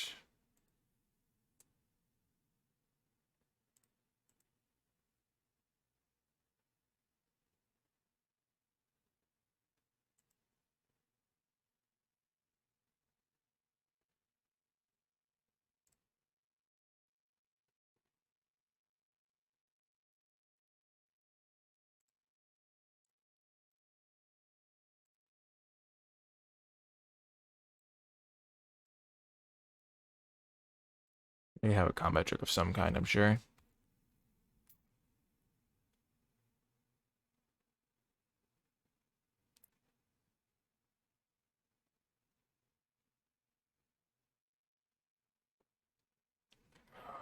Yep. Oh, that was tough. Oh, I was just fell too far behind early. But oh, that terminal agony almost got me through it. This sword was just too irritating to deal with. +2/+2 was too much stats, and the fact that they got a bunch of lands made it even harder. Oh, if I'd drawn this earlier, I could have maybe gotten there. Not that I'm, yeah, it just wasn't enough. I needed to have better stuff. I needed an instant too. If I draw another instant, so Unholy Heat did 6, and I was just like, deal 6, get it back, deal 6, I could have maybe also come back. Just not quite good enough. I think that deck was better than the first deck that I was matching up against them with. This deck just folded too hard to those Kaleida things. I don't know, maybe it didn't. It just felt like Nested Shambler wasn't really a real card, it felt like, in that situation against all of their stuff. But yeah, I think putting Captured by the Legax into this first deck is probably just better main deck. Like, it's not that hard to include, and it adds a decent amount of power. So you go like this, add in this bridge, and then cut this for a plains. And then at that point, we're 1 mana off of being able to play this Garth One Eye for the 5 color thing. And we can just play all of these lands, right? Yeah. So then we could play this bridge, this thing. We just play all of these. Not the Riptide Laboratory, I don't think. But yeah, let's try building this deck a little bit better. So let's try adding these lands. Wait, so blue-white. Probably not a color I want. I probably just want ones that are my main colors. So this one's red-blue. This one's blue-black, so I don't need the swamp. Even though swamp is another card to go get with my cards.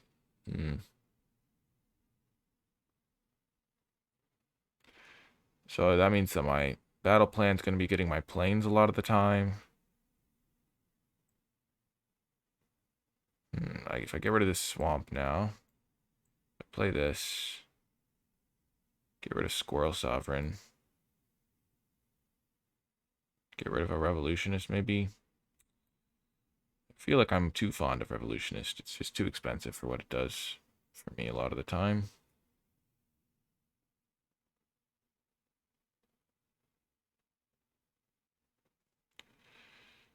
Okay.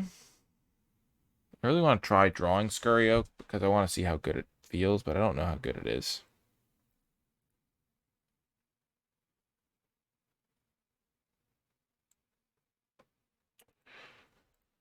And then I want to get Garth in. Get rid of Scurry Oak, I guess.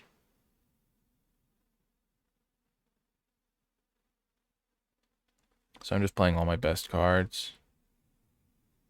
Prismatic Ending could be fine now.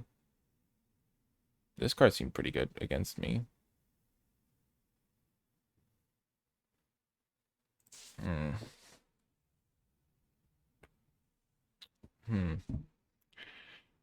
So this gives me 1 black source, 2 black sources, 3 black sources. I like that. I probably don't need an island because there's blue source, blue source. Maybe I just want a swamp so I can have that extra. And then I could play this land as just double off color things for double 2 of my splashes. Though I guess I'm not really splashing blue other than Garth. So this gives me 3 white sources. So I have 1, 2, 3, 4, 5, 6, 7 red sources now, and 1, 2, 3, 4, 5, 6, 7, 8 green sources. 1, 2, 3 black sources. 1, 2, 2 white sources. 3 white sources. Yeah, I like this mana base. I feel like I have to cut 1 more mountain to make it work. Most of my early drops are 2 drops are green anyway. Maybe I have to cut a forest.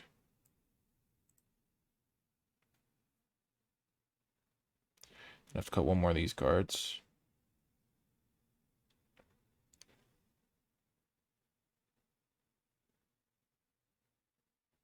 I'm gonna cut the Skelly, and it has not been impressive. Or I could cut Flourishing Strike, though I like having answers to flyers. Yeah, we're gonna try this build. I like this build a lot, and I'll see you folks in the matches. Okie doke. So we have a pretty solid hand here. We're going to keep this.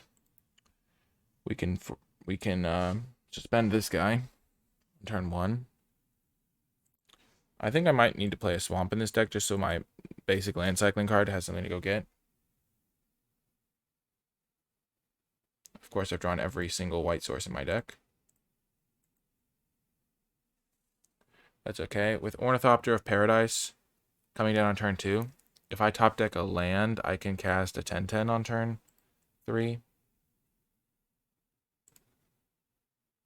Wait, I can cast a 10/10 on turn 3? What? Come on, untapped land. Well, we're obviously going to go for the upside play. Because if I top deck a land, I just get a 10/10. An untapped land.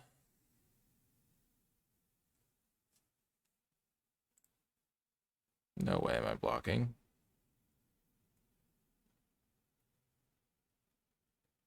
A 10/10 awaits. At least I think so. Depends on what land I top deck. If I top deck another forest, it's not a 10/10.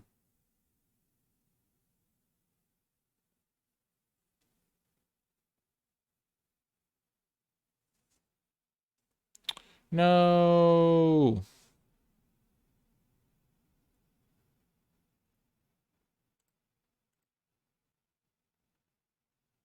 I didn't draw the right land. Anyway, okay.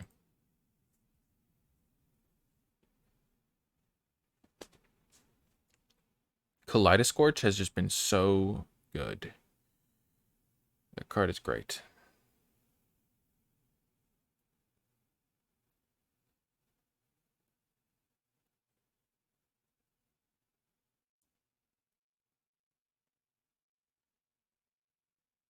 Black, red, blue, white, green. Okay.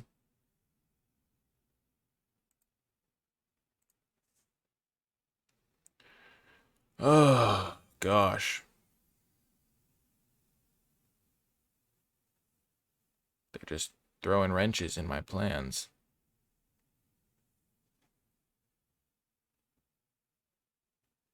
It's probably still worth it to just cast an 8/8 if I don't top deck a mountain. Obviously, going for the full 10/10 is nice, but 8/8 is still so massive that it's worth doing.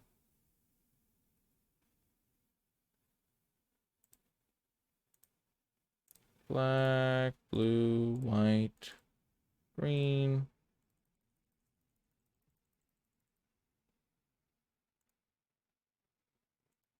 And I can proliferate and stuff.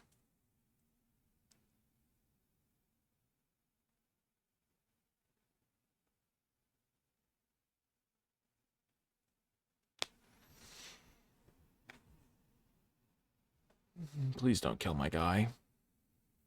Gouged Zealot. If it attacks, deal 1 damage to each creature I control. So they're nowhere near having one of each type.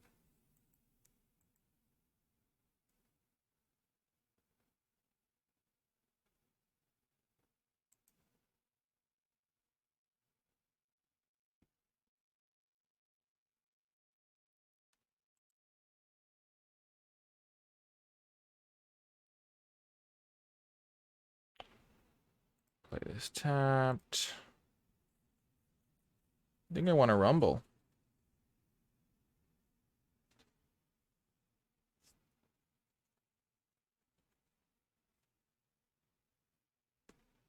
I can't chump block with a modular guy, which is a pretty big deal.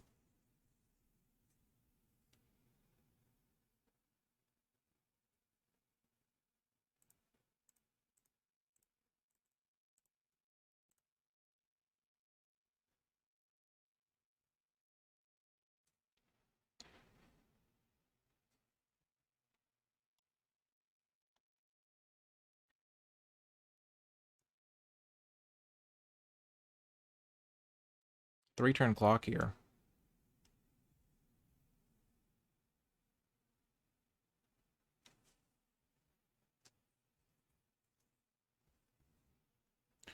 Oh no.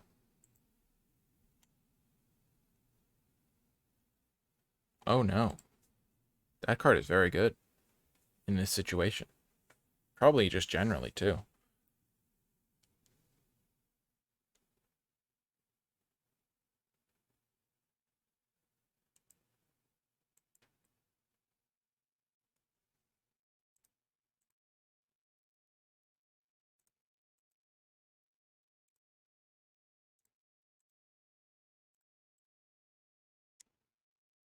Let's just block like this. They can sack this thing to put counters there. I'll only end up taking 2.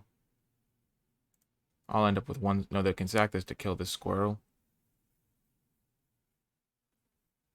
I just need to make sure I don't die here.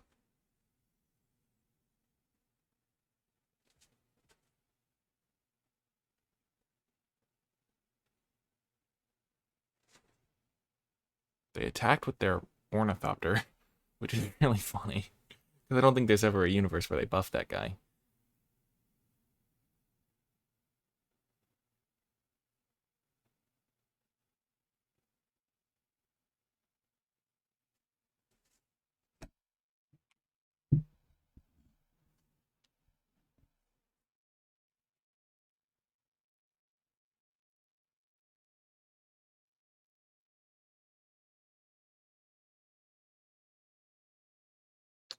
Well, that's not good.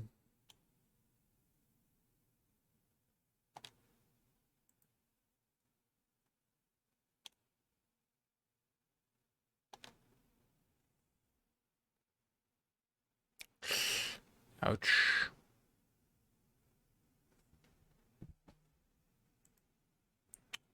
Well, that's a game changer.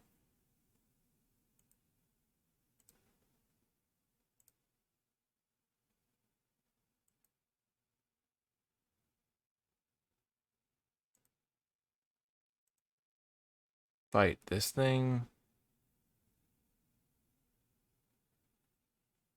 And they're going to buff their 2/1 flyer, presumably.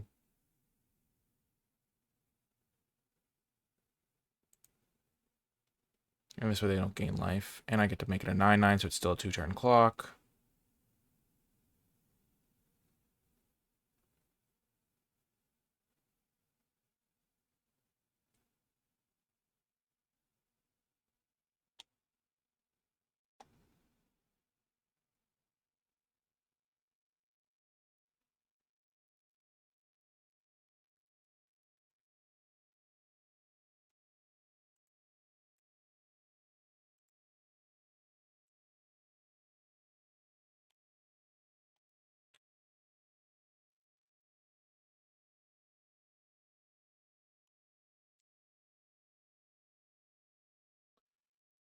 Oh my gosh, did I really just mess that up? I did just mess that up, didn't I? Yep, I punted it. I thought they were going to put it here, and I could have just checked which ones they were putting it on. Because I could have killed this thing in response, and then they don't have a massive flyer. But as is, I'm just dead.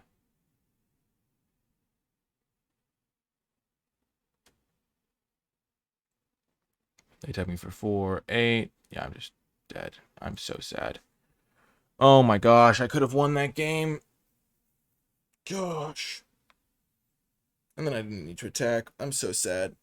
Gosh darn it. Sometimes I hate MTGO because I just don't notice stuff like that. I'm just like playing on autopilot. I could have just looked and killed this with my flourishing strike. They pinged me down to 10. This thing's at 12/12. I hit them down to 6. Then they attack me for 6. I go, then sack both creatures, and I go to 2, and I win. Yeah, I'm disappointed in myself. Gosh darn it. Feel like I just not in the zone, I guess, but that just feels bad.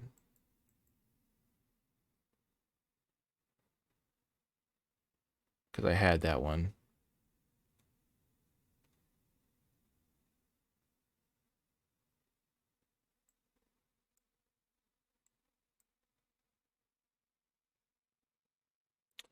Just a lot of stuff that just didn't have to go that way. I could have easily played that differently and won.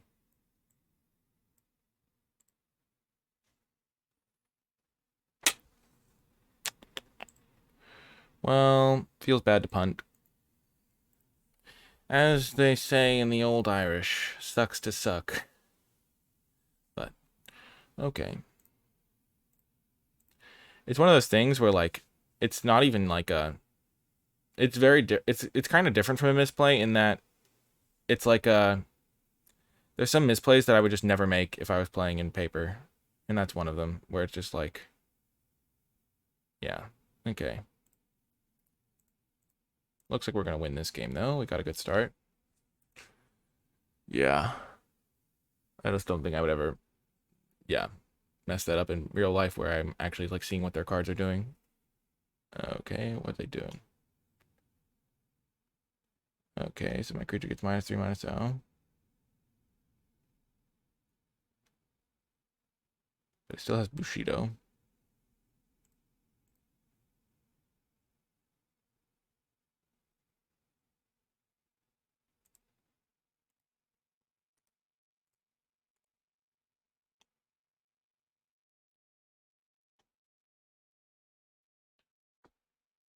So they're playing a different build, it looks like.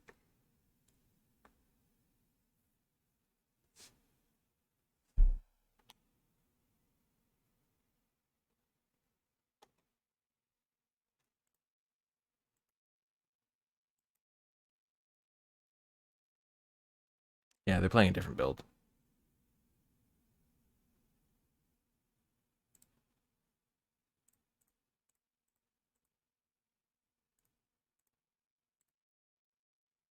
The squirrels are coming.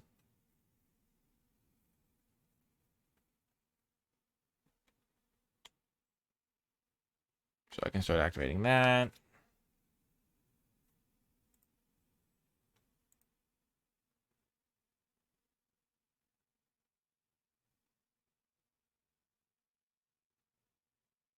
Sure.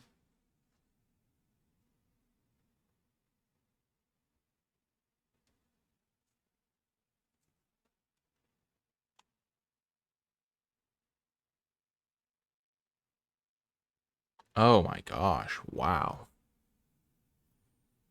Wowza. Well, that's terrifying. Cannot say I am a huge fan of that guy right now.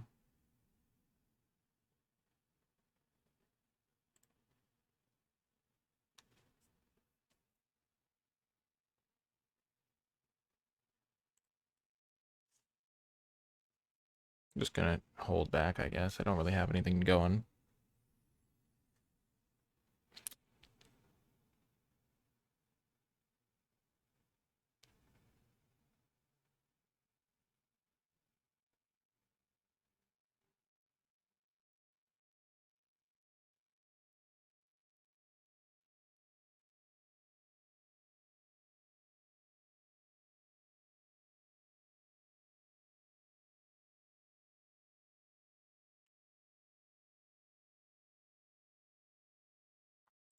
Hmm.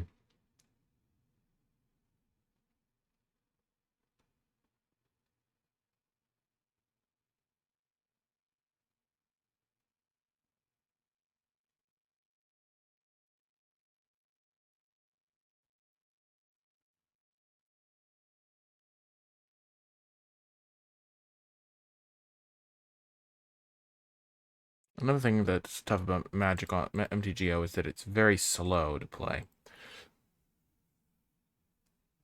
Like, generally in the time it takes to play one match of MTGO, you could play like 3 or 4 like games on him, or like not like you play like twice as much stuff on Arena or something.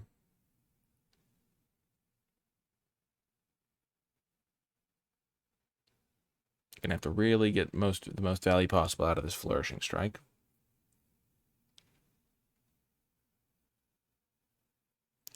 Tide Shaper can turn one of my lands into an island. Okay.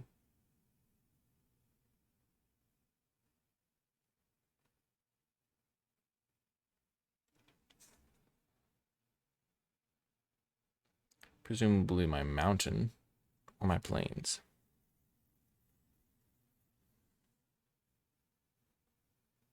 They did see more white sources last game. Yep. They choose my mountain. That's a fair decision.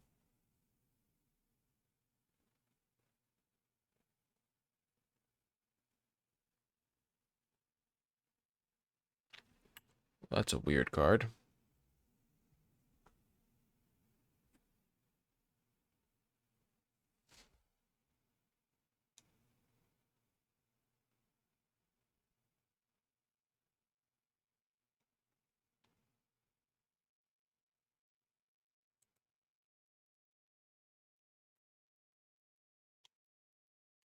+2/+2. This can enable madness stuff.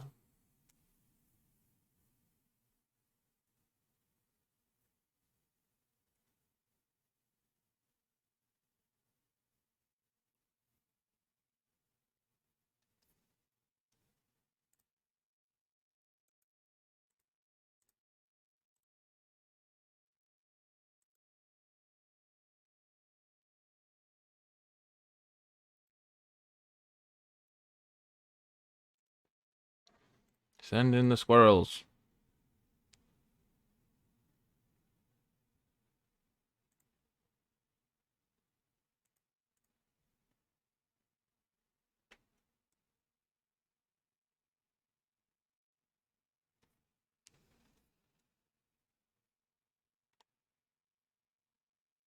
This guy is so good.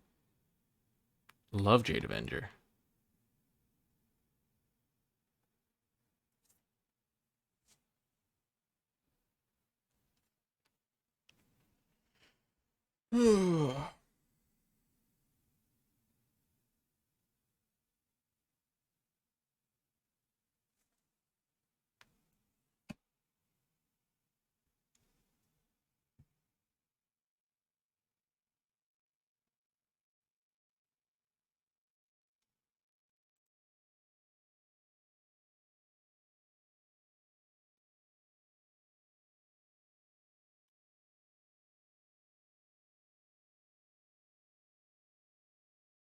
Ooh, nice.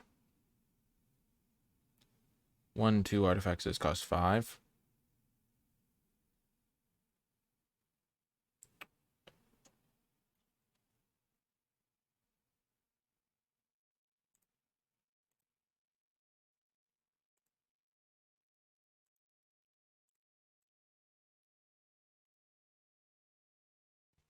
So 4, 4.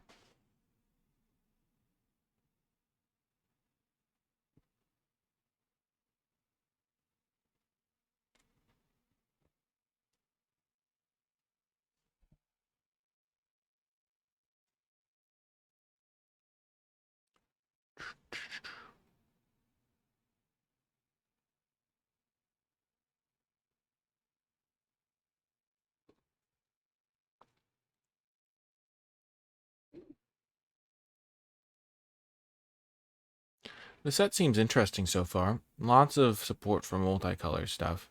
I feel like there's been a lot more of that recently, where there's just a lot of stuff you can do with multicolor.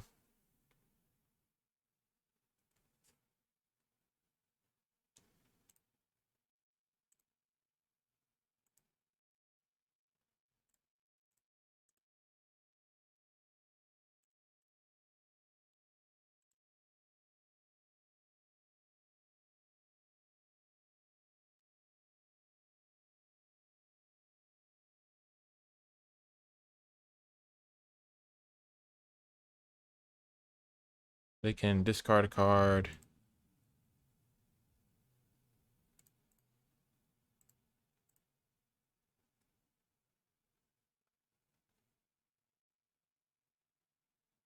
To make a 0/3, and then they can double block one of them, but I can just pump again to kill their 0/3, so it's like trading one of the squirrels for a card from their hand.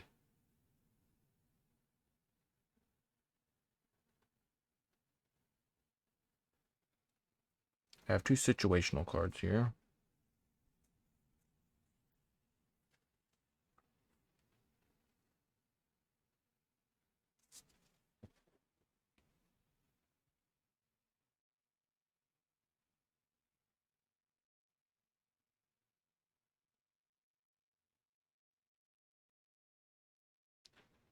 Oh, gosh.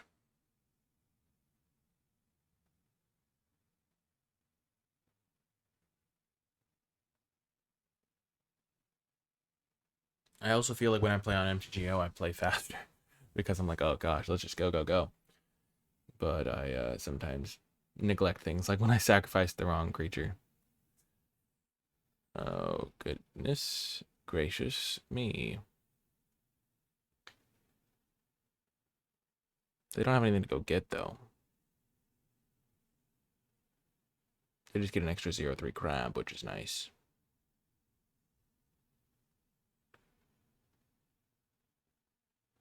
Revolutionist is not good if you can't madness it. I should just not play it, probably.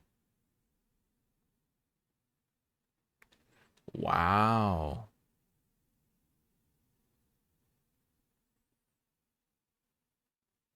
That's a cool card.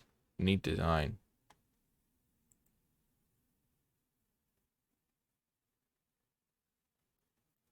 Oh, but now they can't pay the madness cost.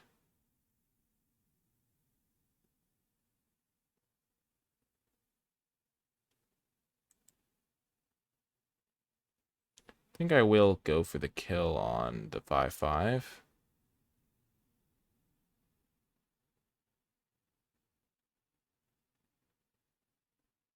Probably.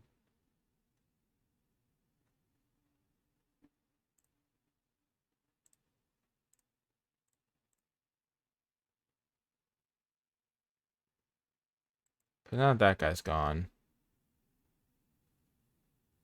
I can really start getting into the weeds. I don't really want to crack open this Shattered Ego.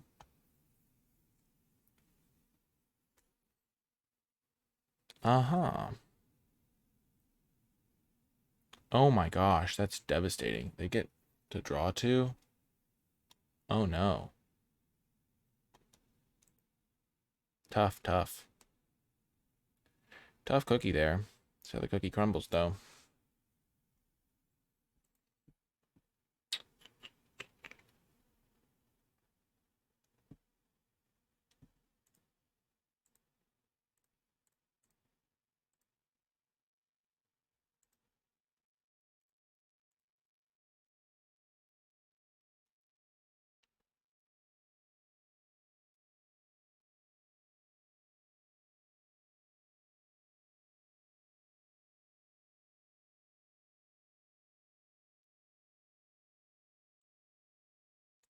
Imagine if I drew my 5-color guy right now. That would be sick.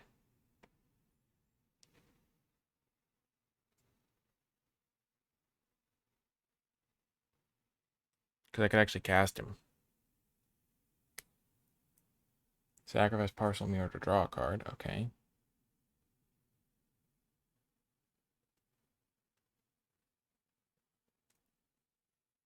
You have a cool affinity type deck. 5-color guy, come on. Sad day. That's what I get for punting game 1, though. Losing game 2.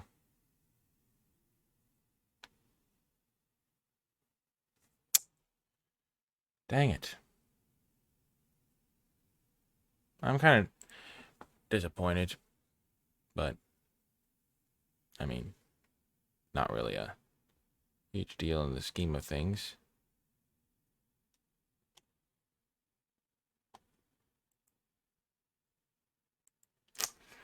Oh, it just, yeah. I don't like punting games that are just like digital bugs, kind of. Because obviously I would have killed the thing if I'd known they were targeting it. And I messed it up. Played too quickly. Got impatient. I don't think I can win this game.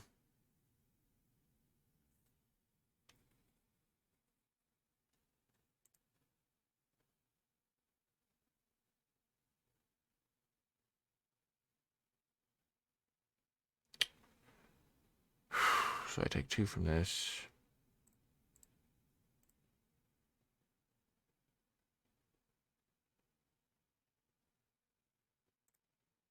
You know, the ironic part of that is that I sideboarded this thing in for a copy Revolutionist, which would have been much better there, because then I could kill this thing.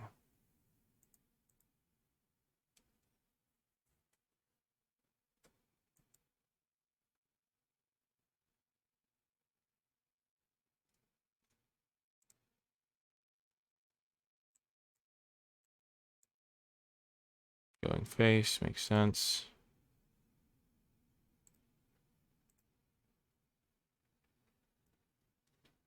I will zap that thing. While they don't have the mana to get rid of anything.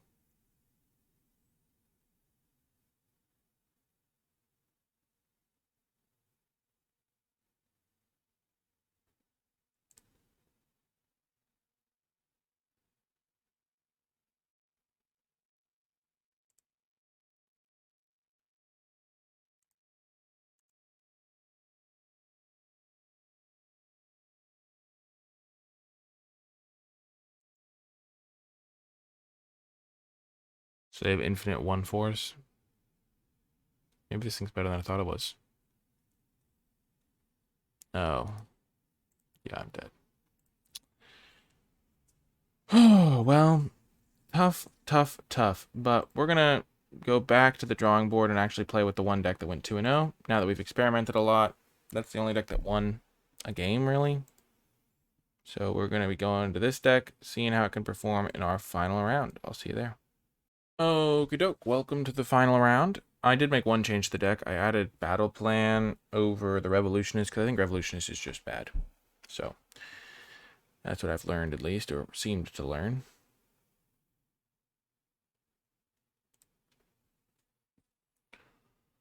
So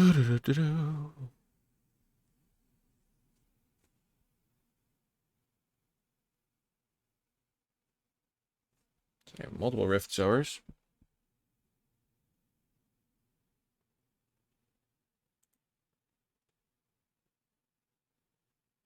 Hmm.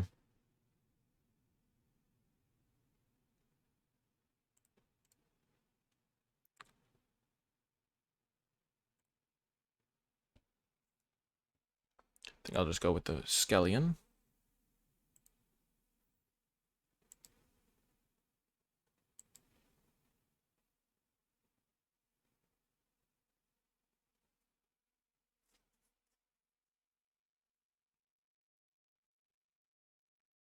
Uh-oh.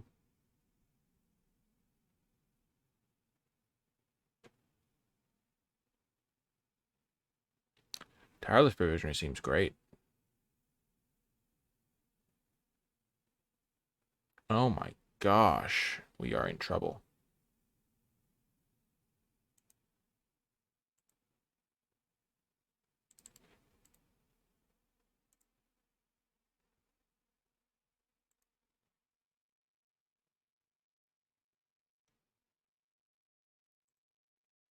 Hmm. Just curving out a little bit. I would have liked to save this guy. I do have 2 more artifact creatures in my hand.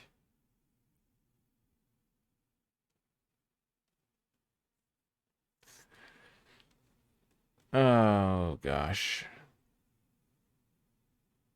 Okay, they're looking for land, it looks like. Whoa, nice combo. Nice.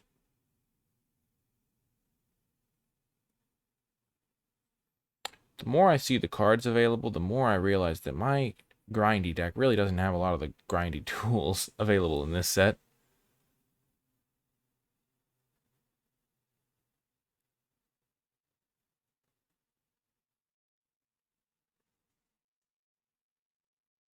Okay.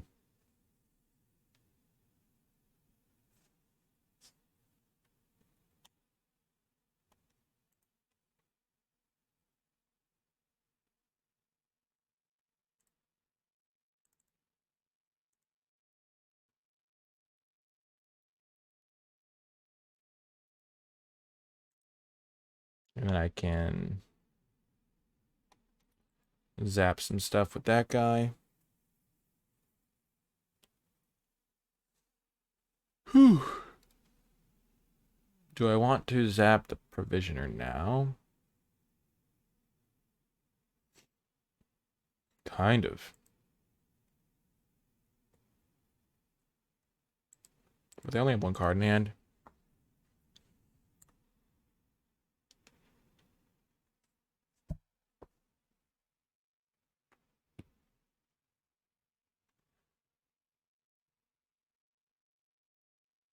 Oh no.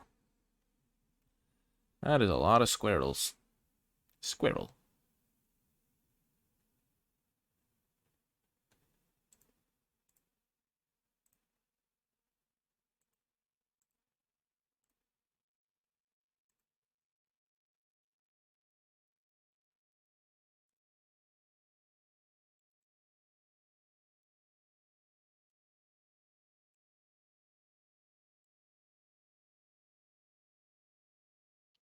Okay.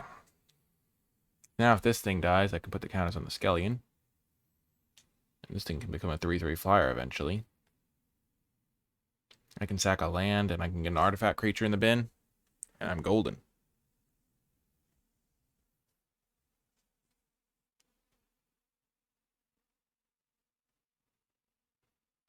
Well, that's bad for me, objectively speaking. Gosh darn it. Oh no.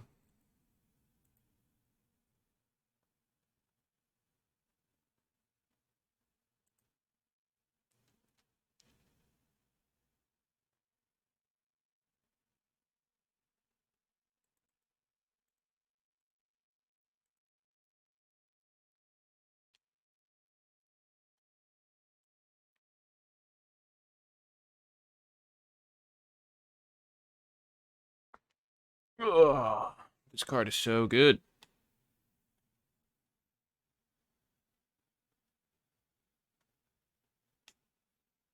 Every land being a food is not beatable for me right now. Sorry.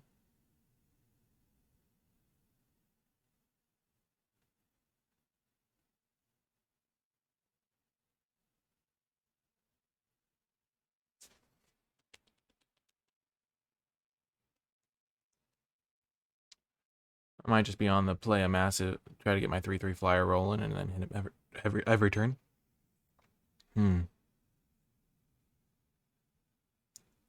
Sacrifice an artifact to deal 1 to any target.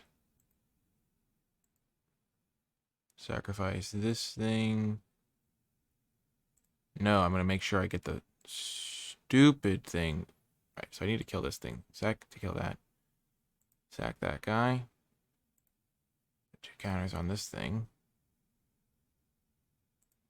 Okay. Yes.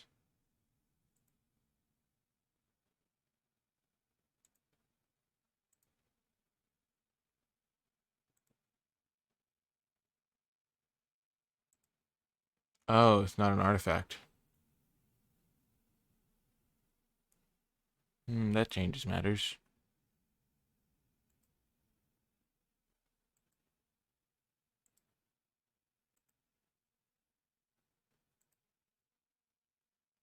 Well, I may have not read my cards properly.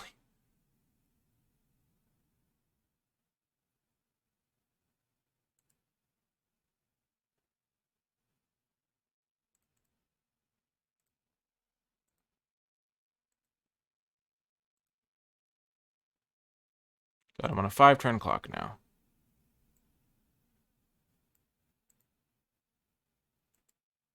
Keep that on top.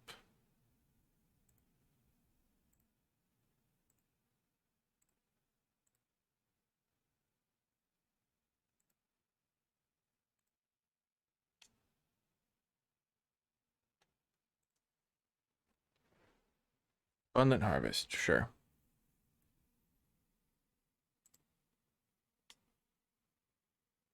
So that has reach.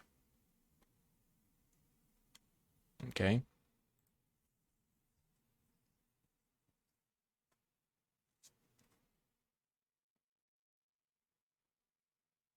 Okay.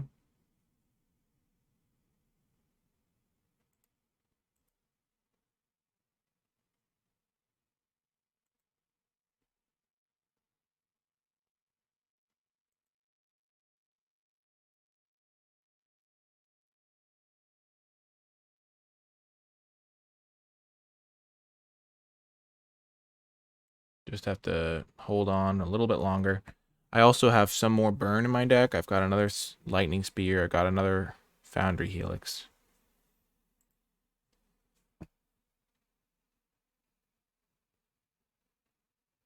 And they're probably going to count on this to save them. And I can kill that.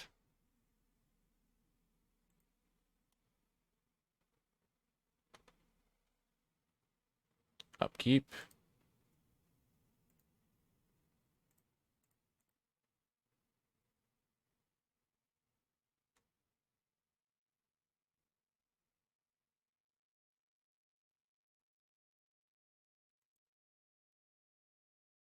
Nice. I did draw my burn. I'm kind of playing a burn deck here.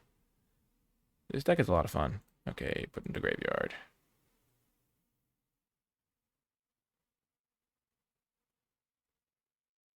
I'm almost able to kill them next turn.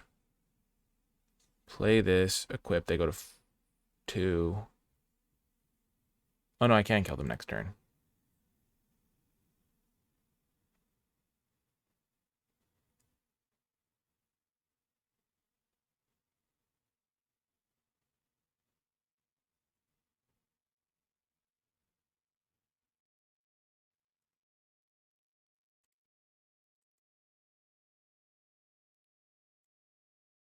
Wow, Dragon Rage Channeler, doing work. Showing me the way. Let's go! We got a win with our burn deck! Hype! I love it. Let's go. Anything that I want to change?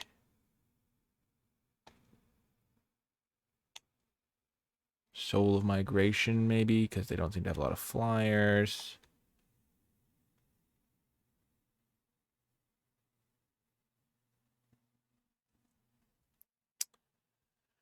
Maybe I do want Soul of Migration. Seems pretty scary. Let's try it. Good to experiment in these builds. And it works well with this Hawk a little bit. Let me get rid of the Mount Velius Manticore. Let's go. So we're learning that if we had used this deck every match, we'd be undefeated, clearly, obviously. Though to be fair, that the fourth match I punted a little bit, and I punted the first game, so maybe we would have won that one. Okay, so we're gonna get to see how Soul Migration plays out. I forget exactly. Oh, we cut the Manticore for it. Yeah, we will keep this. Use this to get a land if we need one.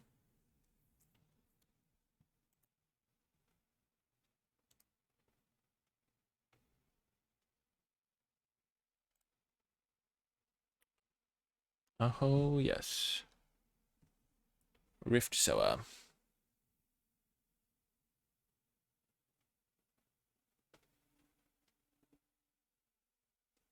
What's that? Creature tokens have flying? Oh no. Oh no, that is not good. Not good at all.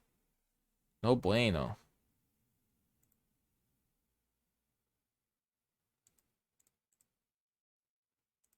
I'm gonna play the Spear. They could have the Evoke guy, but I can also just kill their Rift Sower.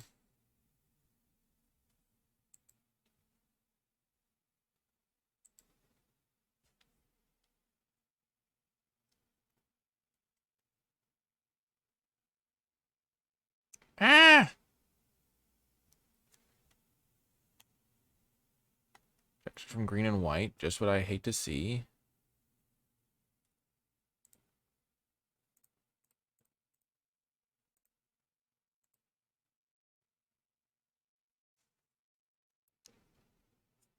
So this is if I have 3 or more tokens, and this makes 2 tokens.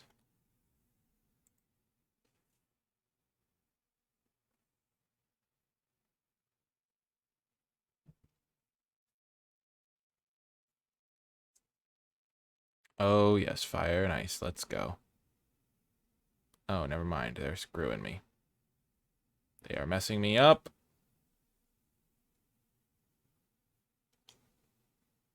Green and white.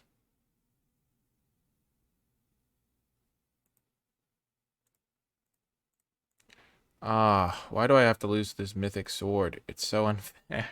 There's no justice. And they're gonna hit me. They're gonna like play the Squirrel Maker, hit me, bounce the Squirrel Maker, or whatever. Okay, white and green, eh?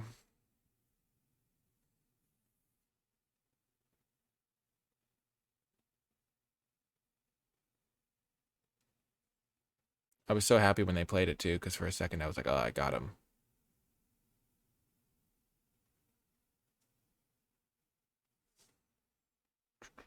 4 mana, 4/4, nice.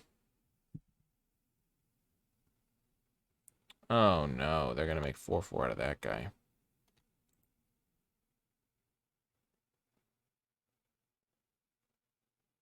From white and green.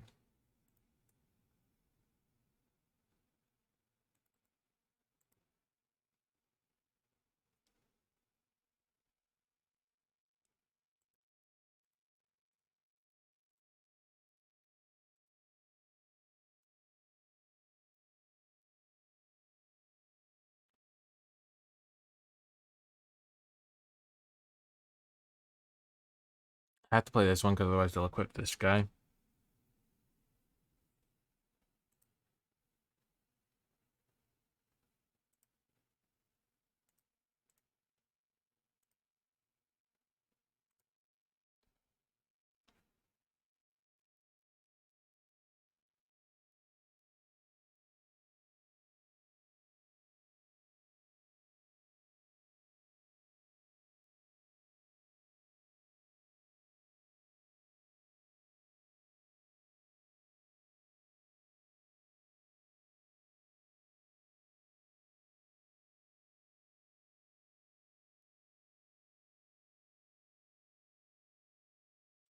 3, 4, 5,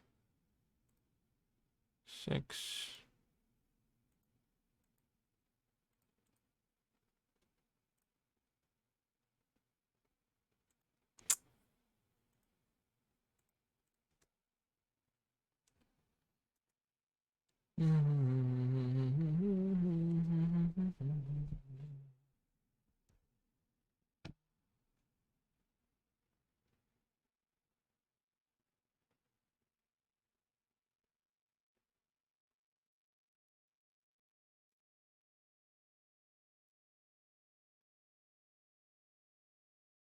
Oh no.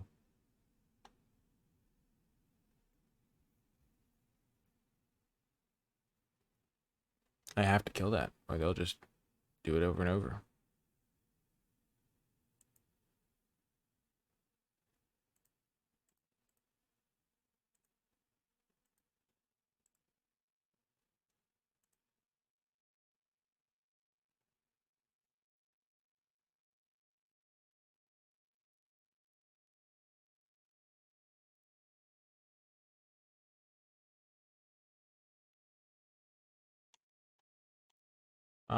Pro white and green. You love to see it.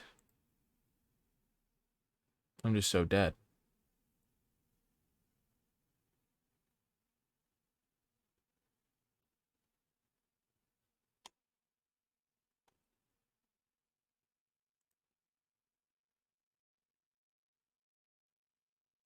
I thought casting this card would be better than it was.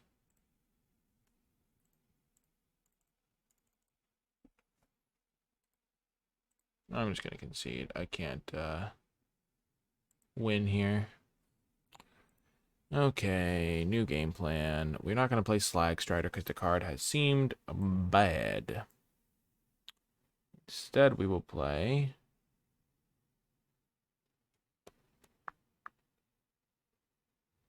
this guy.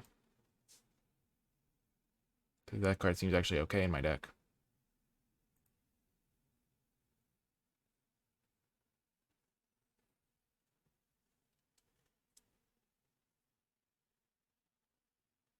Because we actually have a bunch of like random colors from our lands. And we can kill their sword with it. Okay, I'm in. No creatures right now, but we have 7 points of burn. Battle plan can do good work with our Soul of Migration tokens.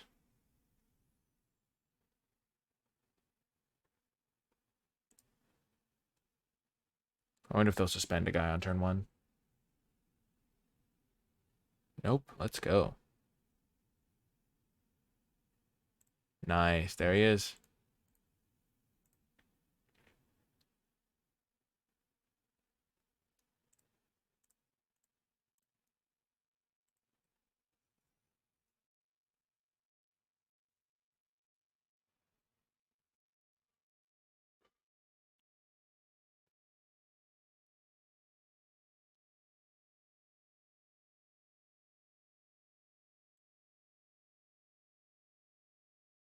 So we'll use our Lightning Spear if we can.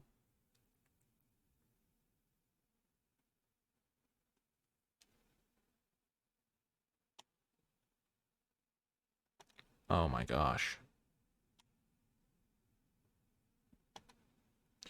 Luckily, Prismatic Ending can get rid of that.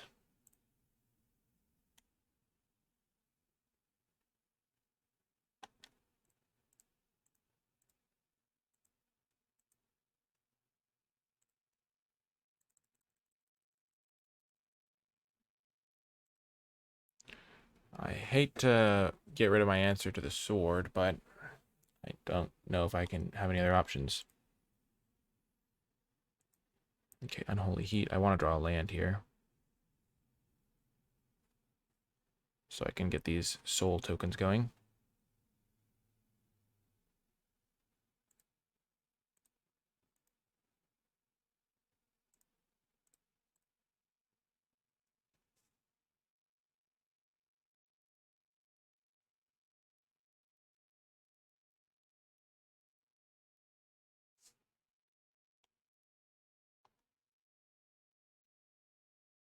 Oh, it's any token.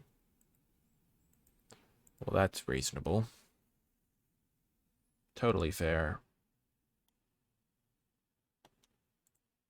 So now I'm only one land off of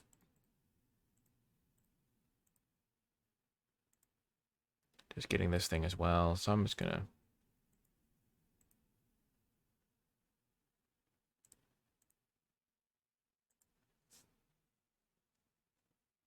Their guy has flying. I'm not gonna suicide.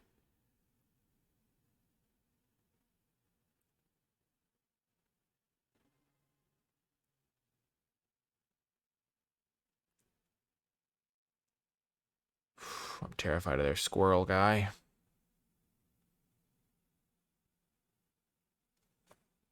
Come on, land. I think getting battle plan into play was important.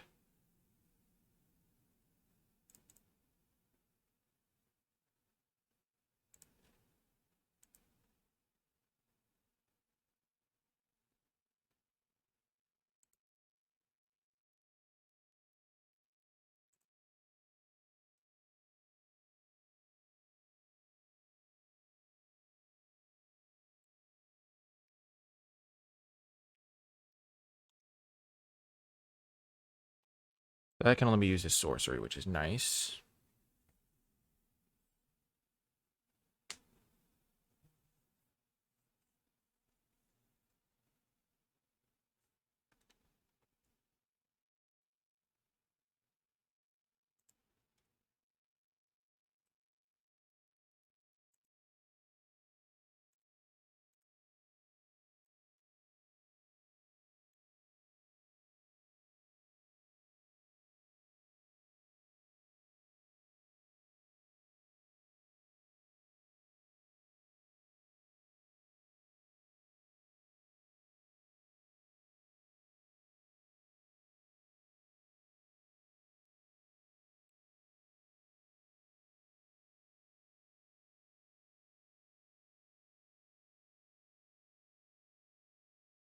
All the flyers. So this is kind of my game plan now.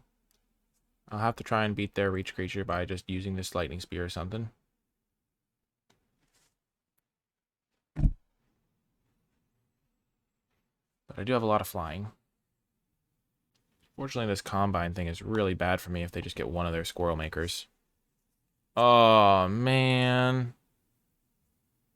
Man. Brutal. They just have so many treasures.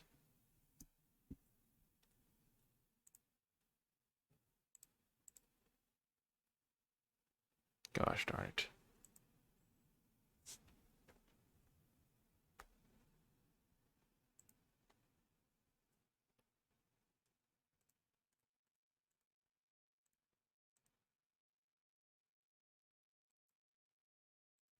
That's a decent draw.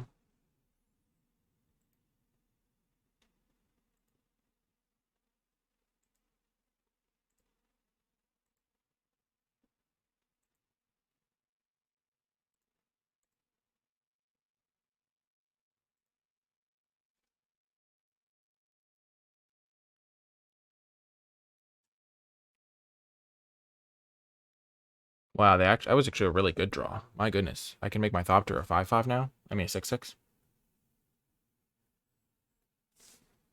Oh, I could have moved the Lightning Spear over by using the Ornithopter.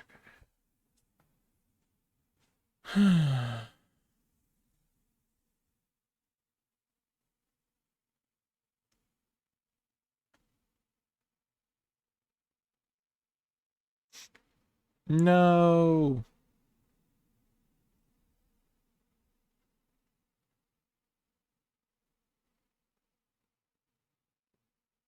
So they have a 6/6 now.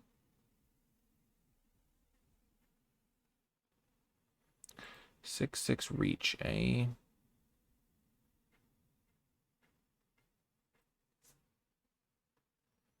So they have nothing in hand, though. And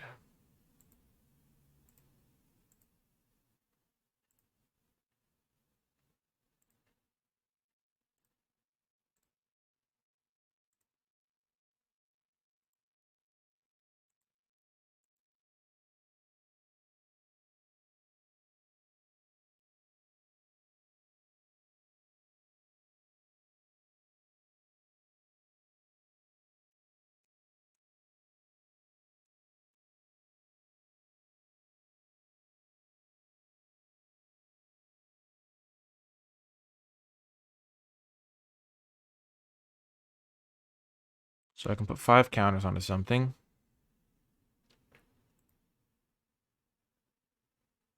This will make this a 5/7.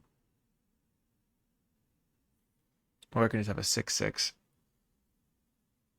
5/7. Then it's a 7/7, 8/7. They'll block with that thing.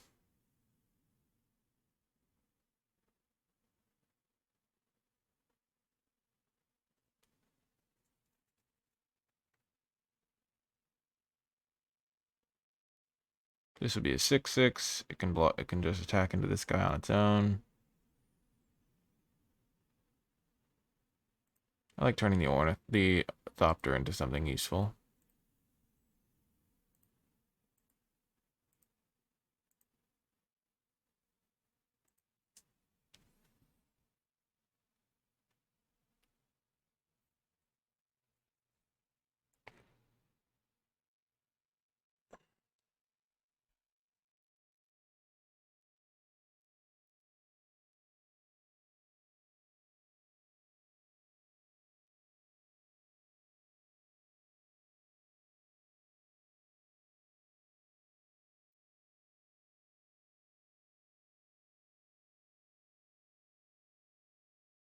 So if I do this guy, then I can hit them with 2 different things. No, I can't because I have to get this thing to trade for the Ren.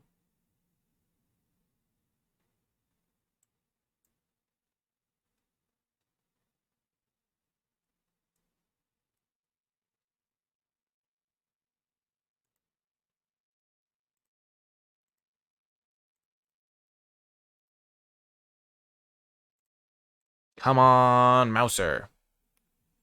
Oh my gosh, my deck is actually rolling. I've got the upper hand now. This white deck is so good. It's the best one. I have discovered the truth. The Soul of Migration is clutching it for me, too. Oh my gosh.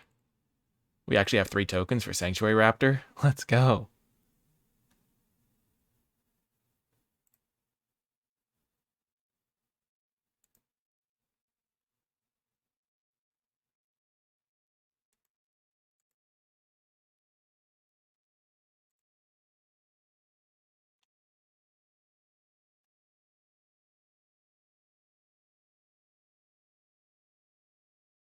Oh my gosh. We're about to win. That's what it feels like. Please don't draw the squirrel card. No, not the squirrel card. Oh my gosh. Oh my gosh. They don't have the squirrel card. Yes, we dodged the squirrel card.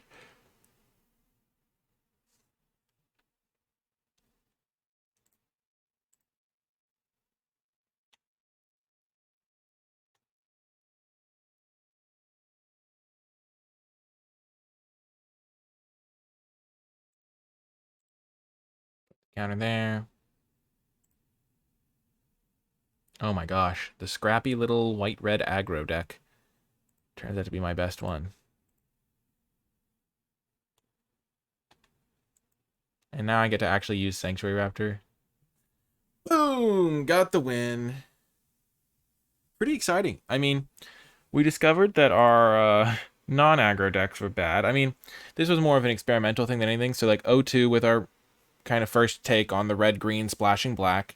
2-0 with white-red. Then 1-2 with the red-black deck. Then then sided into the kind of four-color version of the deck that had white in it, but not blue. And then 0-2 with our 5-color build. And then 2-1 with our white-red deck. So our white-red deck was the best deck in terms of results. I think it was probably the best deck in terms of power, too. It just had a little bit more synergy than the rest of them. Foundry Helix was actually pretty good, better than I thought it would be. I'm really glad that I took this approach to it instead of just trying to build one deck and then playing 5 matches with it, because I got to experiment with a lot more of the cards. The Mouser turned out to be quite nice. I'm glad I tried Battle Plan, because Battle Plan was actually really nice for me there at the end. Slag Strider was not super good, so we got to find those sorts of things out. But yeah, let me know what you thought of the approach to the video in the comment section down below. I'd love to hear it. If you would have rather I've just stuck with one deck the whole time, or if you like the experimentation, which cards have you been experimenting with and liking in Modern Horizons 2? I would definitely enjoy hearing about that. If there's any cards in the sideboard that you're like, why weren't you playing that? I definitely think Prismatic Ending was better than the Slag Strider, but so I like that. I think it performed pretty well, and I was pretty happy to draw it. And yeah, this card was really good. I think this card is really nice if you have some little synergy, especially some flyers. And it's also cool that we would have had the Sanctuary Raptor attacking as a 4/1 first strike. But yeah, if you made it all the way to the end of this video, in the comment section down below, leave hashtag Boros is the best, because it was our best performing deck. Remember to hit that thumbs up button if you did enjoy the video, subscribe to the channel so you get more content, and leave a comment with your questions, thoughts, and feedback. If you would like to support my content directly, check out the Patreon at patreon.com/NicolaiBolas. It really does help me out a ton. And then you can find a host of other things linked in the description down below, like the link to the Discord server, which is free to join, and the link to my articles and all of that good stuff as well. That is going to do it for this, my first dive into Modern Horizons 2. I hope you enjoyed it as much as I enjoyed making it, and I will talk to you next time.